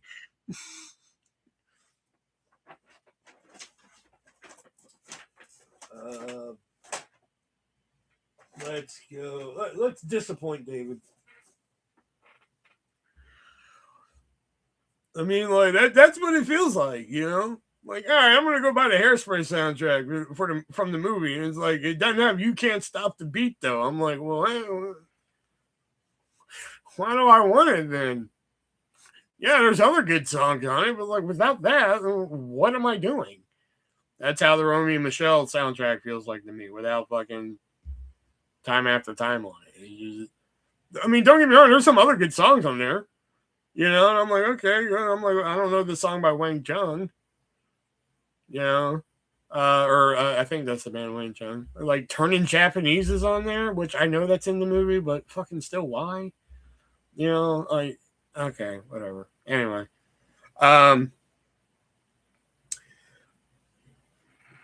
when it comes to Kevin Smith, a lot of people think out of all, everybody has their worst Kevin Smith movie. To me, if you ask me what my least favorite Kevin Smith movie is, I'm going to say Tusk. I'm sorry. I just didn't get it. You know, yes, I listened to the podcast episode about it. I did my research, and like, I just didn't get it. You know, like the beginning was real interesting, and then it just was too fucking weird for me. You know, I've even seen some people say like Clerks 3 is his worst one, which I'm just like, I beg your pardon. You know,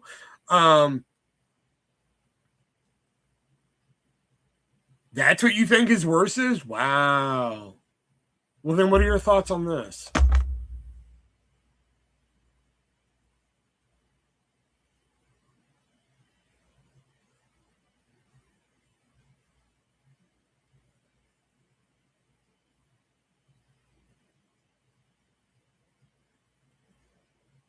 That was a great setup there, too. I didn't expect that setup. That wasn't even planned. That was an epic setup for that one. I'm like, everybody has their worst Kevin. I was going to set up a couple other Kevin Smith movies. He did it for me. That was great. That's twice he set me up tonight with something. He served it to me. We're just volleying back and forth.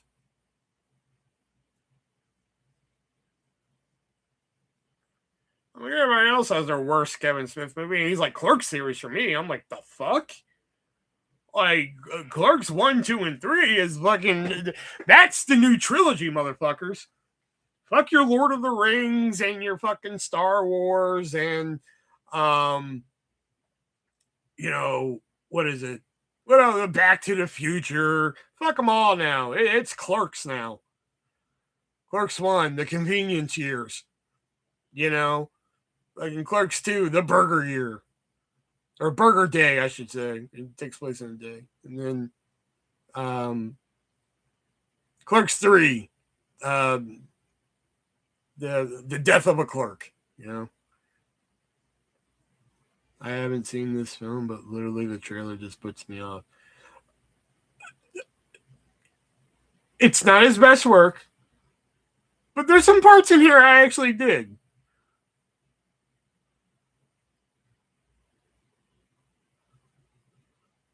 I'm not going to sit here and say this is my favorite Kevin Smith movie of all time. Here's my problem with it, though. You know, this movie came out before all this fucking physical media fucking backlash that we're going through right now, which I think, my personal opinion, I think Sony's going to cave. I think they're going to cave. Yeah, he's still making movies.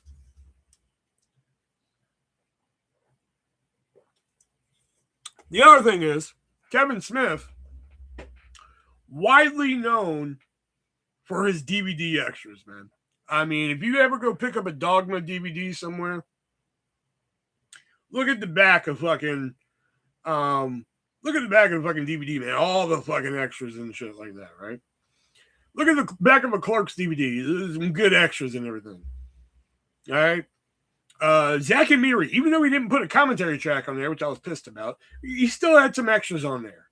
You know, Jay and Silent Bob Strike Back, great extras. And fucking Chasing Amy in the Criterion, so it has fucking great extras. This motherfucking DVD here has an exclusive bonus featurette. I was never fucking more fucking hurt buying a Kevin Smith product than I was buying this.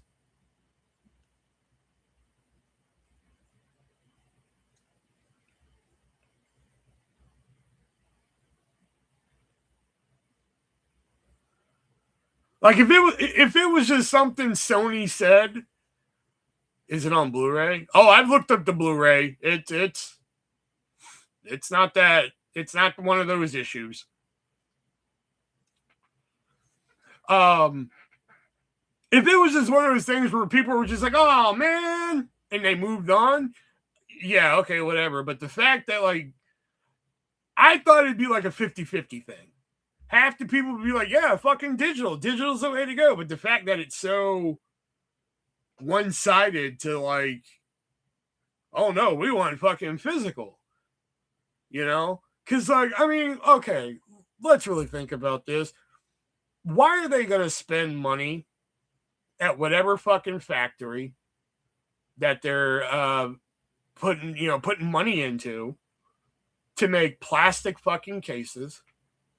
At that point, people are just going to be competing for the artwork. You know? So, like, so anyway, you're just buying a box art. Why?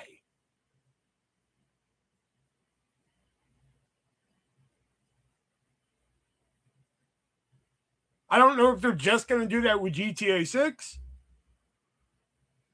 or if that's what they're going to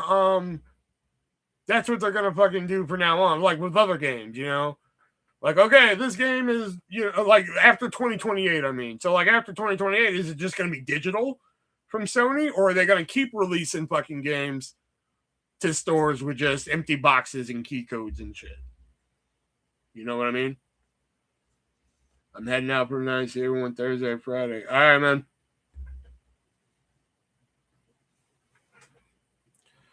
First, it starts with games, then they'll fire their home media team. Yeah, just. And that's why, like, you know, I know Walmart gets, you know, dragged to the dirt a lot, you know, because of their practices and shit like that and everything. But that's the one thing I will give them is, like, they're one store just, like, at least, even though the section's gotten smaller over the years, you know, they're at least trying to keep a section going. And I think that's, and like I've said before, I think that's why they keep it, because they know they're the only one. You know, Target doesn't have one. Best Buy doesn't have one anymore. So they know if, like, we're the only one that has physical media and shit, people are going to come to Walmart, you know?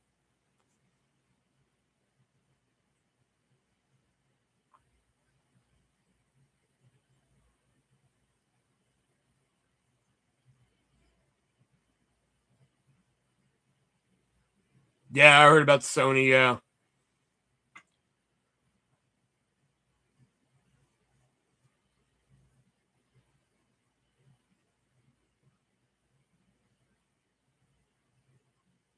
Like I said, I think with the backlash again, I think I think a possibility of a cave-in is in. That's just my. Like I said, if it's one of those things. It's the social media feed, man. You know, if you see it in your social media feed enough, you know it's going to get some traction. If it's like you hear about it for a couple of days and you never hear about it again, then there's no way in hell it's going to happen. You know? I'm glad you're at least optimistic. Man, I'm hoping, man. Like I said, it's gaining traction. You know? I'm saying this is the new world order type shit. Yeah. Listen, okay, if they go digital with games, that's fine. Okay, go digital with fucking games, but like don't sell us empty boxes in the fucking store. That's my fucking issue with it. You know, do I think it's stupid that they're going digital? Yeah, I like to have a fucking physical box and shit like that. But like fucking don't sell the empty box in the store just to buy a digital game. Just fucking have a digital online store, you know, and that's it. Just call it a fucking day.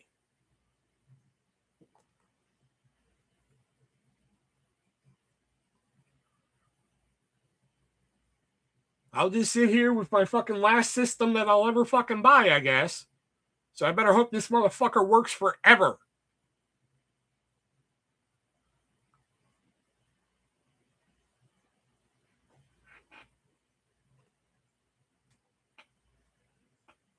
I feel like I want to buy another one and just like keep it brand new in a box just in case.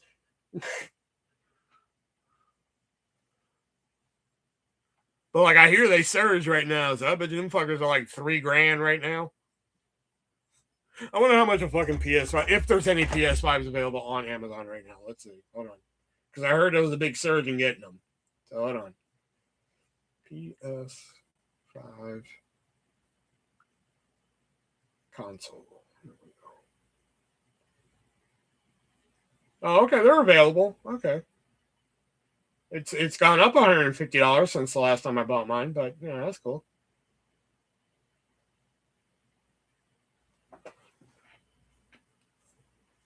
Man, I don't really want Nintendo to be the game system I turn to for physical games. But yeah, but that's the thing people are kind of skipping over. People are just like, well, fuck, yeah, I'm going to Nintendo. Nintendo's doing the same shit. They're selling you an empty box with a key code in the card. And everybody's like, Nintendo! You know, but Sony's trying to do that with fucking GTA 6. And fucking y'all are trying to lynch them.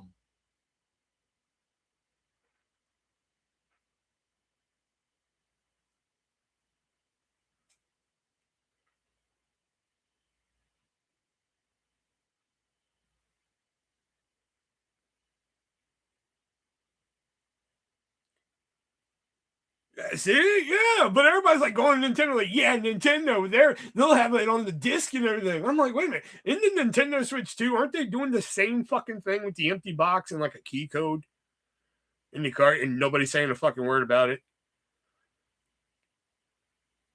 Because like I was at it's funny that you mentioned this because when I went to Video Games Etc. today, I heard the employees talking and shit, and they were talking about the whole physical media disc thing, whatever.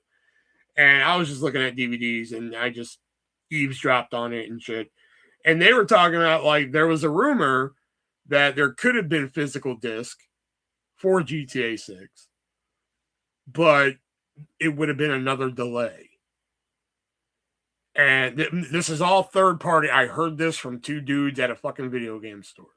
But the rumor that I heard was there could have been physical disc, but it would have been another delay, and they've already done like 47 of them. So Rockstar was going to do it. They're like, all right, we're gonna do disc versions, you know, but we're gonna have to delay it. And the shareholders of like Rockstar, fucking whatever, the major company, whatever, started selling their shares because they knew if they had to delay it again, they were going to fucking lose fucking money. So they started selling all their stock, and their stock went down. So then they said, fuck it, we can't do it then. They can't make physical. We have to keep the date. You know, so that's the rumor I heard at Video Games, etc. So that's why they're doing the box and a key card thing. me the physical. I can understand the physical game. I can understand that. But the fucking super fucking fuck you edition with the gun and fucking bullets, like.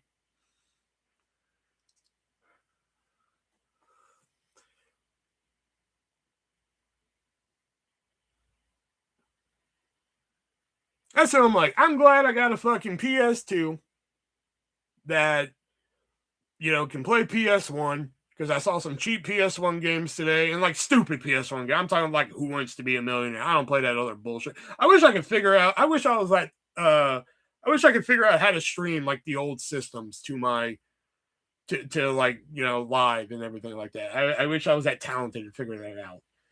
Because I would like to stream like PS2 games and shit like other people do. Because I have quite the PS2 games and like PS1 and shit like that. That'd be kind of cool, but I don't know how to do all that bullshit.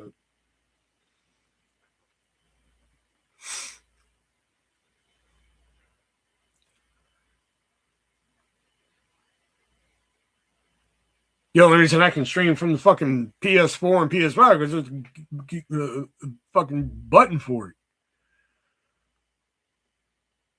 That's why I went with those systems. I almost went with the Switch. The only reason I didn't go with the Switch because there was like no streaming aspect to it. I was like, fuck it, I don't want it then.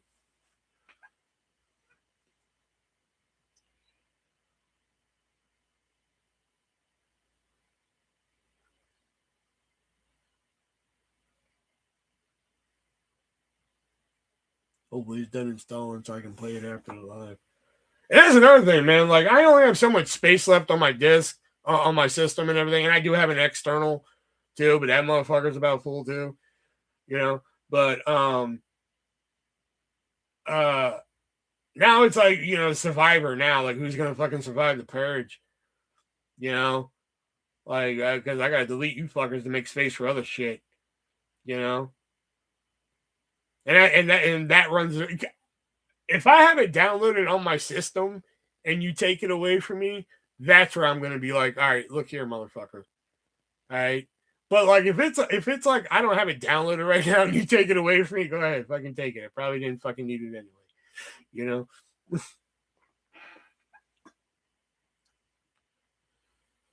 Yeah, I had to constantly delete and replace it on my PS4.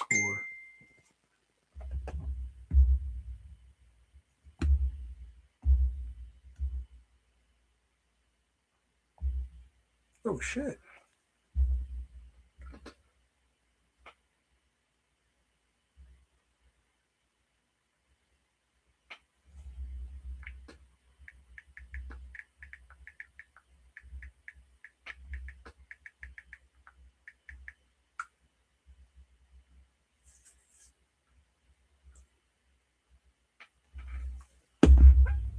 Sorry. The longest game it ever took, I think the longest I ever had to sit through a fucking game downloading was The Quarry for some reason. It took like fucking 3.5 hours to download for some reason. I don't know why. I don't know if it was like fucking internet or some shit, but it took like 3 hours, 45 minutes, something like that. It was like way too fucking long. I went on an autograph live that night just to kill time. I was in the middle of the live when the fucking game finally finished downloading. I'm like trying to sell something. The game's about to finish. I'm like, $1 starting. Fucking gotta go. And it was done. I was out of there.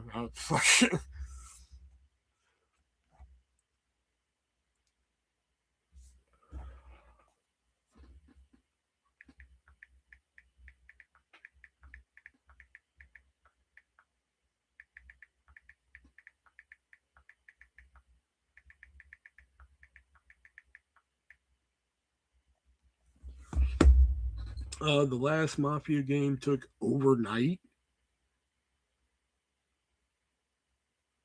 Yeah, because like, man, look, what game was it, man? I was looking at the PlayStation, what is it, PlayStation Plus store to see if there was anything really interesting. Because I was thinking about playing Dead by Daylight.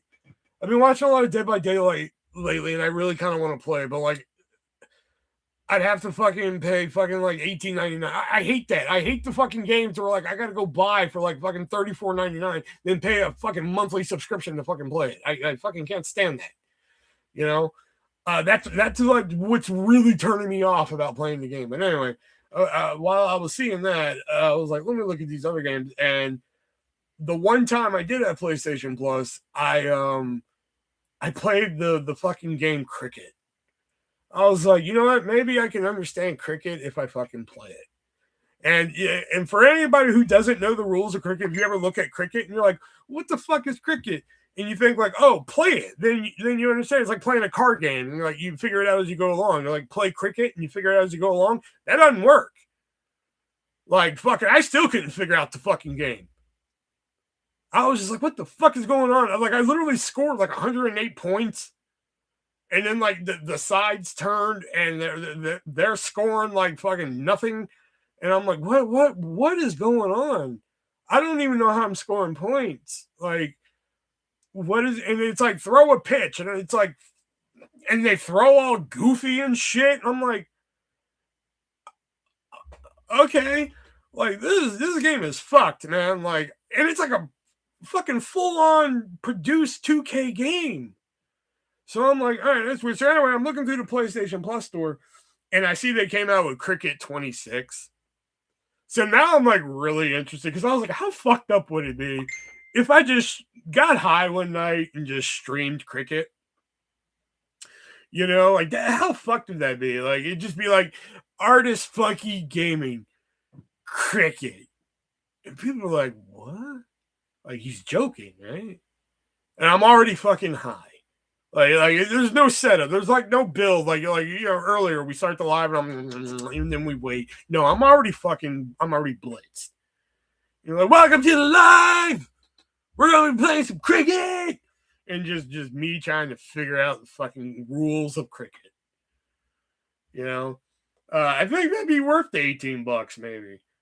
You know, just to do it once. You know, who knows?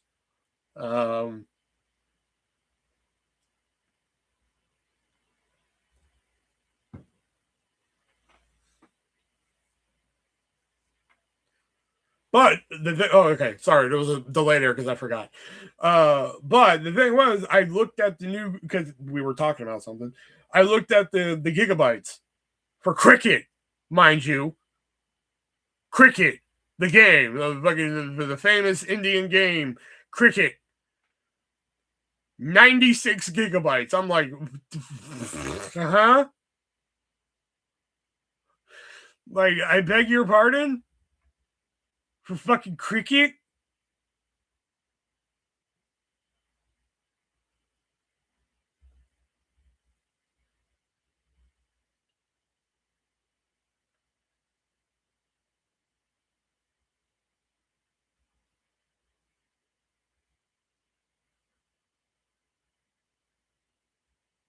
Yeah, they have like GM mode.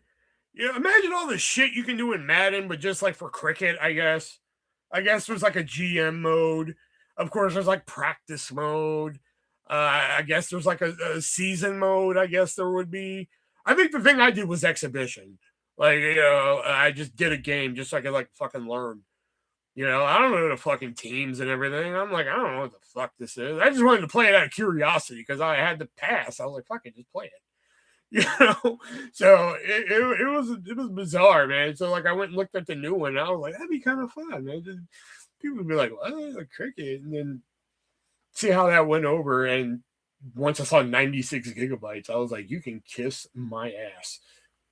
A download and delete, yeah, maybe just for like the shiggles, you know.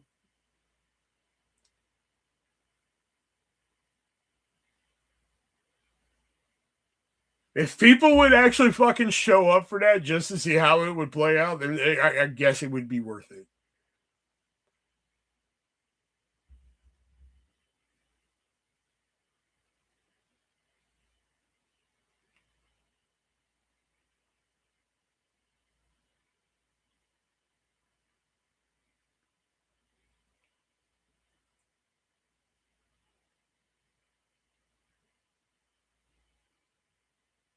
And that's why we started these physical media nights, man. Fucking keep physical media fucking going and shit. Let people know that it's fucking. Let people know that it means something, man. What do I do before I show every fucking movie, man? I tell some fucking stupid ass story. You know, something that it means to me or shit or something like that. Just about every fucking movie. Sometimes I just throw it up and we see what happens. You know. But sometimes there's a story attached to it, like a life. Life, you know, me and my mom went to the drive-in and watched that movie and shit, you know. So that's why I kind of like started doing the media nights and everything, man. It keeps it alive, you know. I'm not crying, you're crying.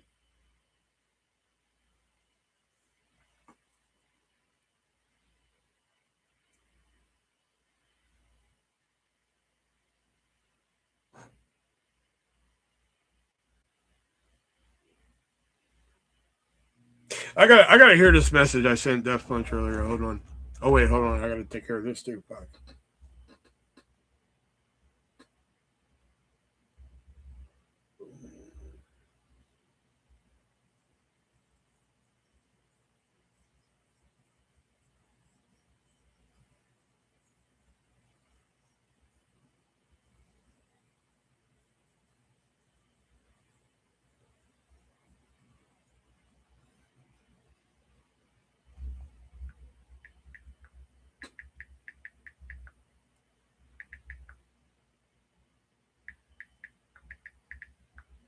Oh shit! I might get a good deal on these. Shit. I'm buying something really unnecessary. Now I forgot what I was even. Night Jacks. I forgot what I was even fucking looking up. Damn, that's a shame. Come on, you can do it.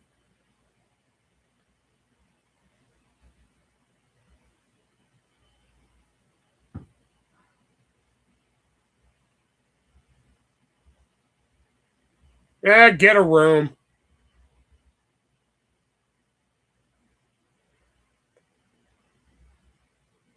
Fuckers, 4th of July was yesterday. It already sounded like a bombing here. Don't start again. The message you sent me. Thank you. That's what it was. That's what I was going to do. I gotta hear this shit. Oh, like I said, man, that's cool. That's cool. You chose a firearm over your fucking friends. It's cool. It's totally cool. It's fine. You know, I just wish you would have told me last night that you were just playing video games because I picked out shit for you and everything. I'm like, you know what? Maybe Jeff would like this and everything. You know, yeah, I look how you Death Punch when I'm on the cameras and everything. In fact, I'm not even live right now. I turned it off just so I can talk to you right now. And I'm just like, when I turn off the camera, I'm like, you know what, Jeff? I really tried to sell this. How do you fucking repay me? But like, fuck it. I'm just gonna watch an animated fucking James Bond over fucking talking to Elijah and fucking and Diana. Diana's in here crying because you still not here. She came in. She was like, "Hi everybody. Hi Taylor. I love you." And fucking she's like, "Where's Death Punch?" And I was like, "Death Punch's not here." And then fucking she put up the crying emoji. And shit. I was like, what the fuck, man? Like, I didn't expect that. You know how she is. She loves you two more than fucking us. You know, I was like, this is fucked up, man. You know, but it's cool. It's totally cool. Totally cool, man. You can do fucking James Bond thing. And it's totally cool. I was about to lose it at the end and shit. Oh, fuck.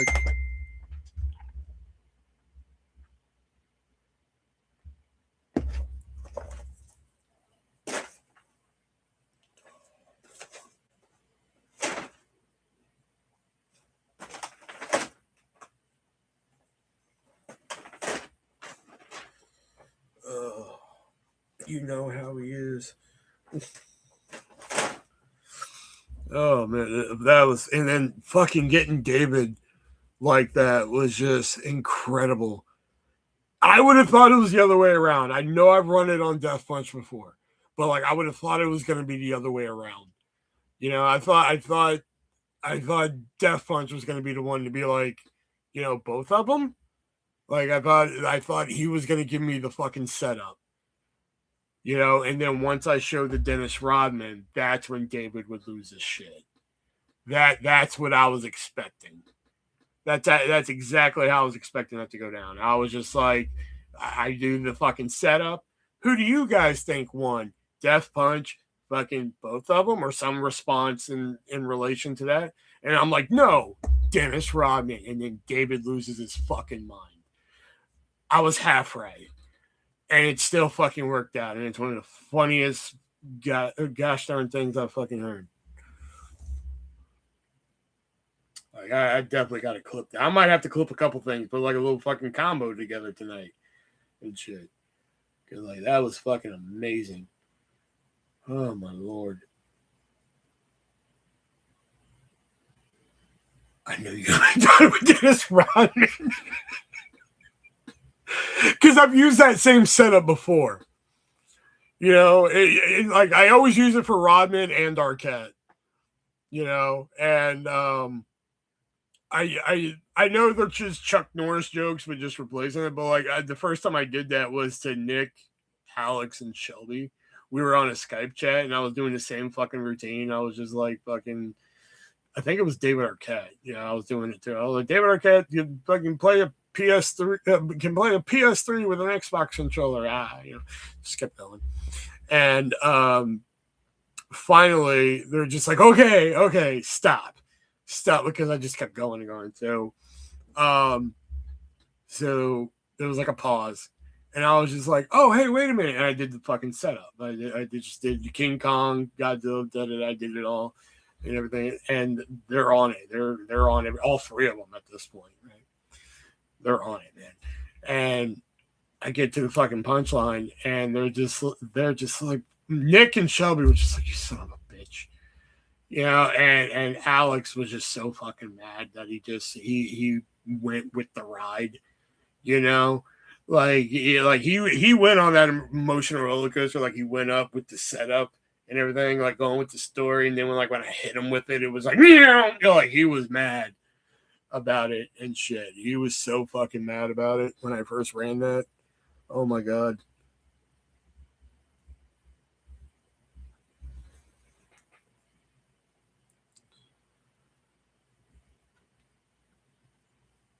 So the fact that like I fucking, did you know it from the setup, or did you know it because I didn't put Simon Says back? I'm pretty sure you knew it from the setup. But what was I gonna ask before that? Fuck.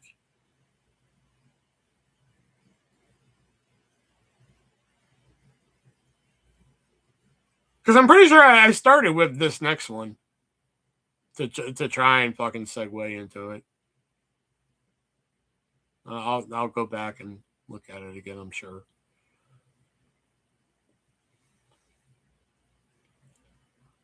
I knew it from the setup and your excitement. Was I excited? I didn't realize I was excited.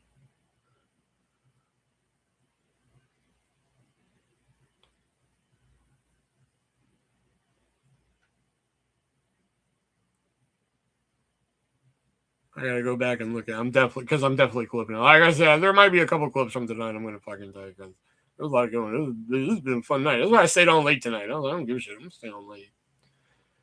If people are still here, fucking, this is one of them nights where, like, if people are still here, I'm still gonna be here. That used to be how it used to roll back in the day, man. I'm like, fucking, people are still gonna be here and shit. Fucking, I'm gonna be here and shit. But then everybody just started they started clocking out and shit, man. Like, fucking, I'm like, I get it. We're getting older and shit, man. But fuck, man. Like, fucking, Jason will come in here at the start of the live at like 6 o'clock. He'll be like, hey guys, what's up? And everything. We're like, hey Jason, what's going on? And fucking like 20 minutes later, he disappears. And we're like, cool, that's all right, you know, whatever.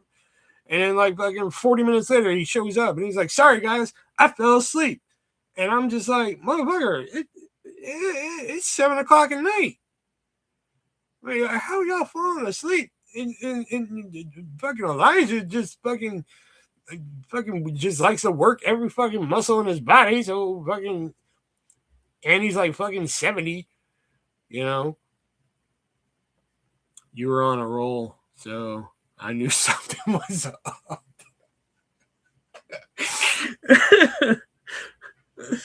Oh, but You're like, wait a minute.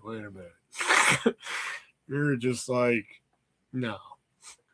He don't know nothing about no fucking King Kong shit. I've never heard him talk about that movie. You know? Which is, you know the funny thing about that? Godzilla. I've seen one Godzilla movie in my fucking life, and it was Godzilla versus Megalon. And it's the one with Jagger, it's the one with him and everything. And I always, from my perspective, to me, I'm just like, all right, this is what Godzilla is. Okay, cool. I've never seen any other Godzilla flick. Here's the funny part about that. The funny part about that is that, like, I have listened to so many retrospectives about the Godzilla films, it would fucking amaze you.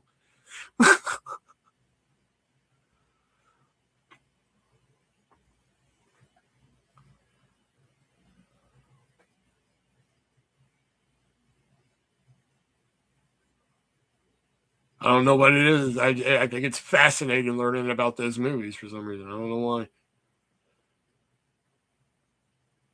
I don't care. I don't give a fuck to watch them. I don't care, but I'll fucking sit and learn about them. I don't give a fuck. They're like, spoiler alert. I'm like, I don't give a fuck. Tell me. Come on. Let me guess. Godzilla wins?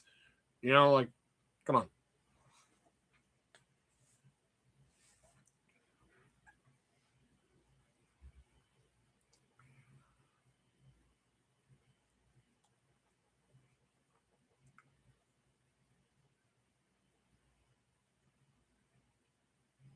Like, how many movies are in the Godzilla series now? What is it? Like 27? Something like that?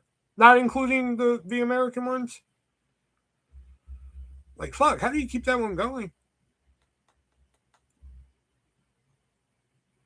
Like, all right, now he fights a robot version of himself. Which, you know what? I can actually kind of wrap my head around.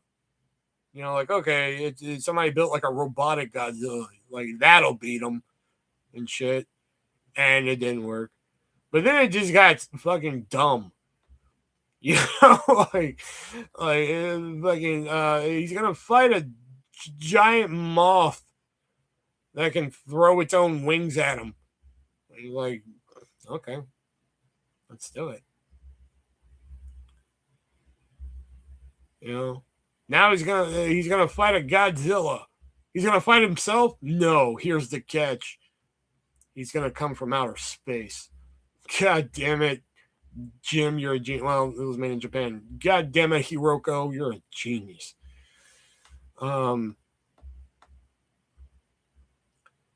long as there's shit to fight, he'll fight them. Yeah,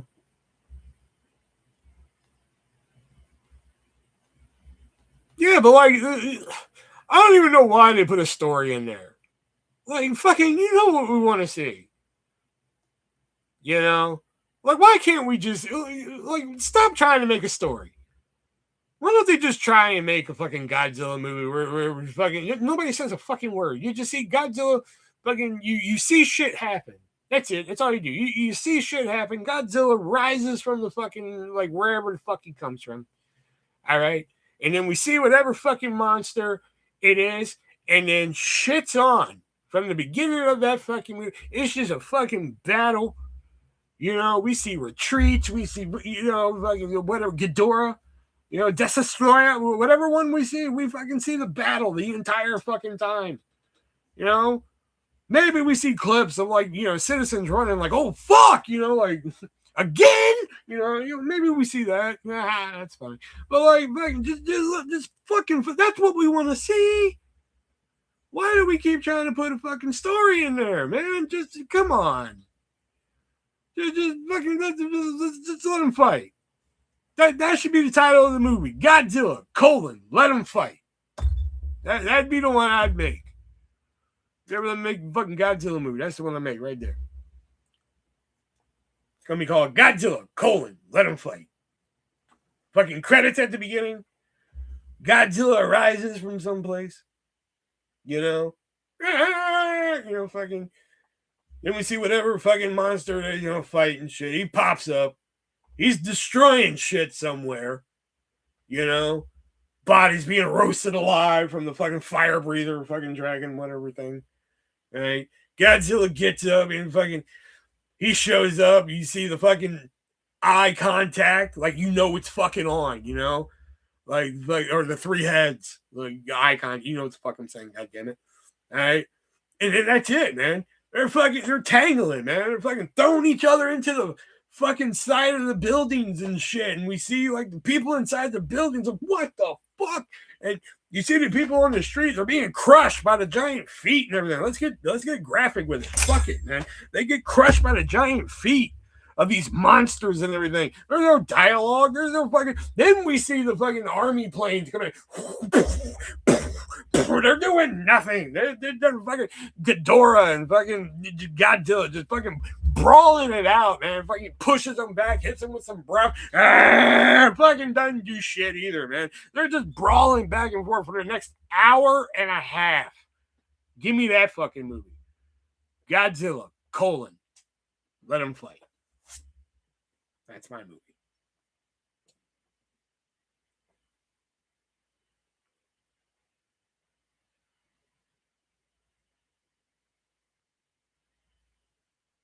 Like a Godzilla CC. Fucking goddamn it, Death Punch, you're a genius.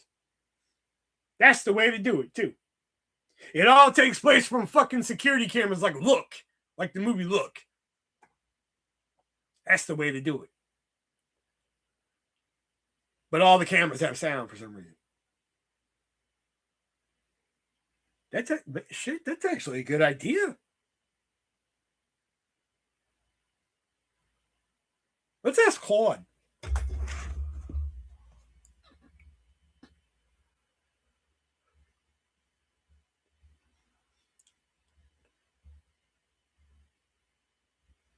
I trust Claude more than any of you fuckers now. Well, at least when it comes to writing and ideas and shit. Hey, Claude. So I'm live, and we just got done talking about a Godzilla movie that would just be just an hour and a half of just Godzilla and the monster fighting, and it all would take place just from the recordings of CCTV footage. How do you think that sounds as an idea? Be honest with me. Don't bullshit me. Okay, real talk. The CCTV constraint is honestly the thing that makes it work. Without that, it's just a fight scene stretched too long. But found footage, security cam angles, static shots, maybe some fuzzy quality, that actually sells the scale and chaos. You're not watching a hero's journey, you're watching catastrophe from the worst possible vantage points, which is weirdly compelling. The risk is pacing.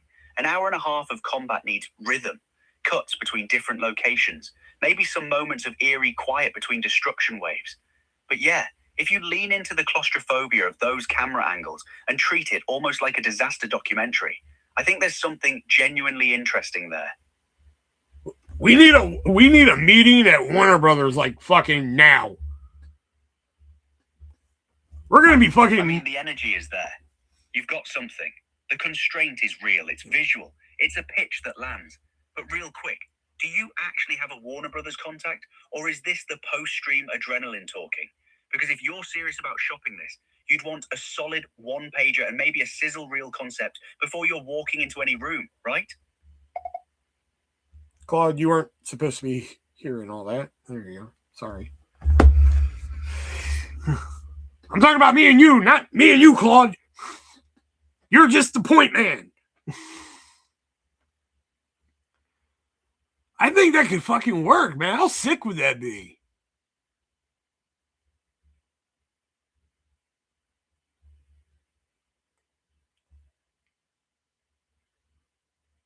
Then you couldn't call it Godzilla Let Them Fight, though. That's the only bad thing. Godzilla Bum Fights. No.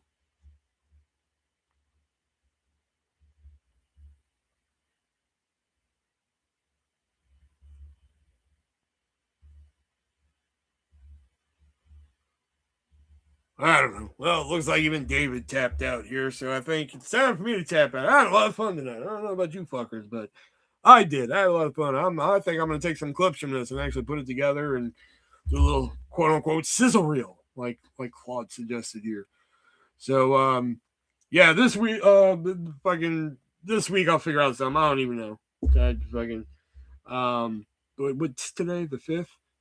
I was about to say Star Wars Power Wash Simulator pack's coming out soon, so I might be doing that soon. I just haven't really feel like doing the whole gaming thing. I can only deal with so much disappointment, in a weekend. So, I don't want to go live expecting big things and just to be fucking, oh, sweet, 2 people for the whole night showed up. Awesome. So yeah. So that's why I didn't really go on Thursday, and then Friday I was just like, I'll be damned if I'm gaming tonight. So I was just like, we'll just see what happens, So I'll just figure it out this week. If you see me, you'll see me. If you don't, you don't. But like fucking, I had a lot of fun tonight. Expect like a little fucking clip show or something. All right, guys. See you this coming week sometime. Be breezy.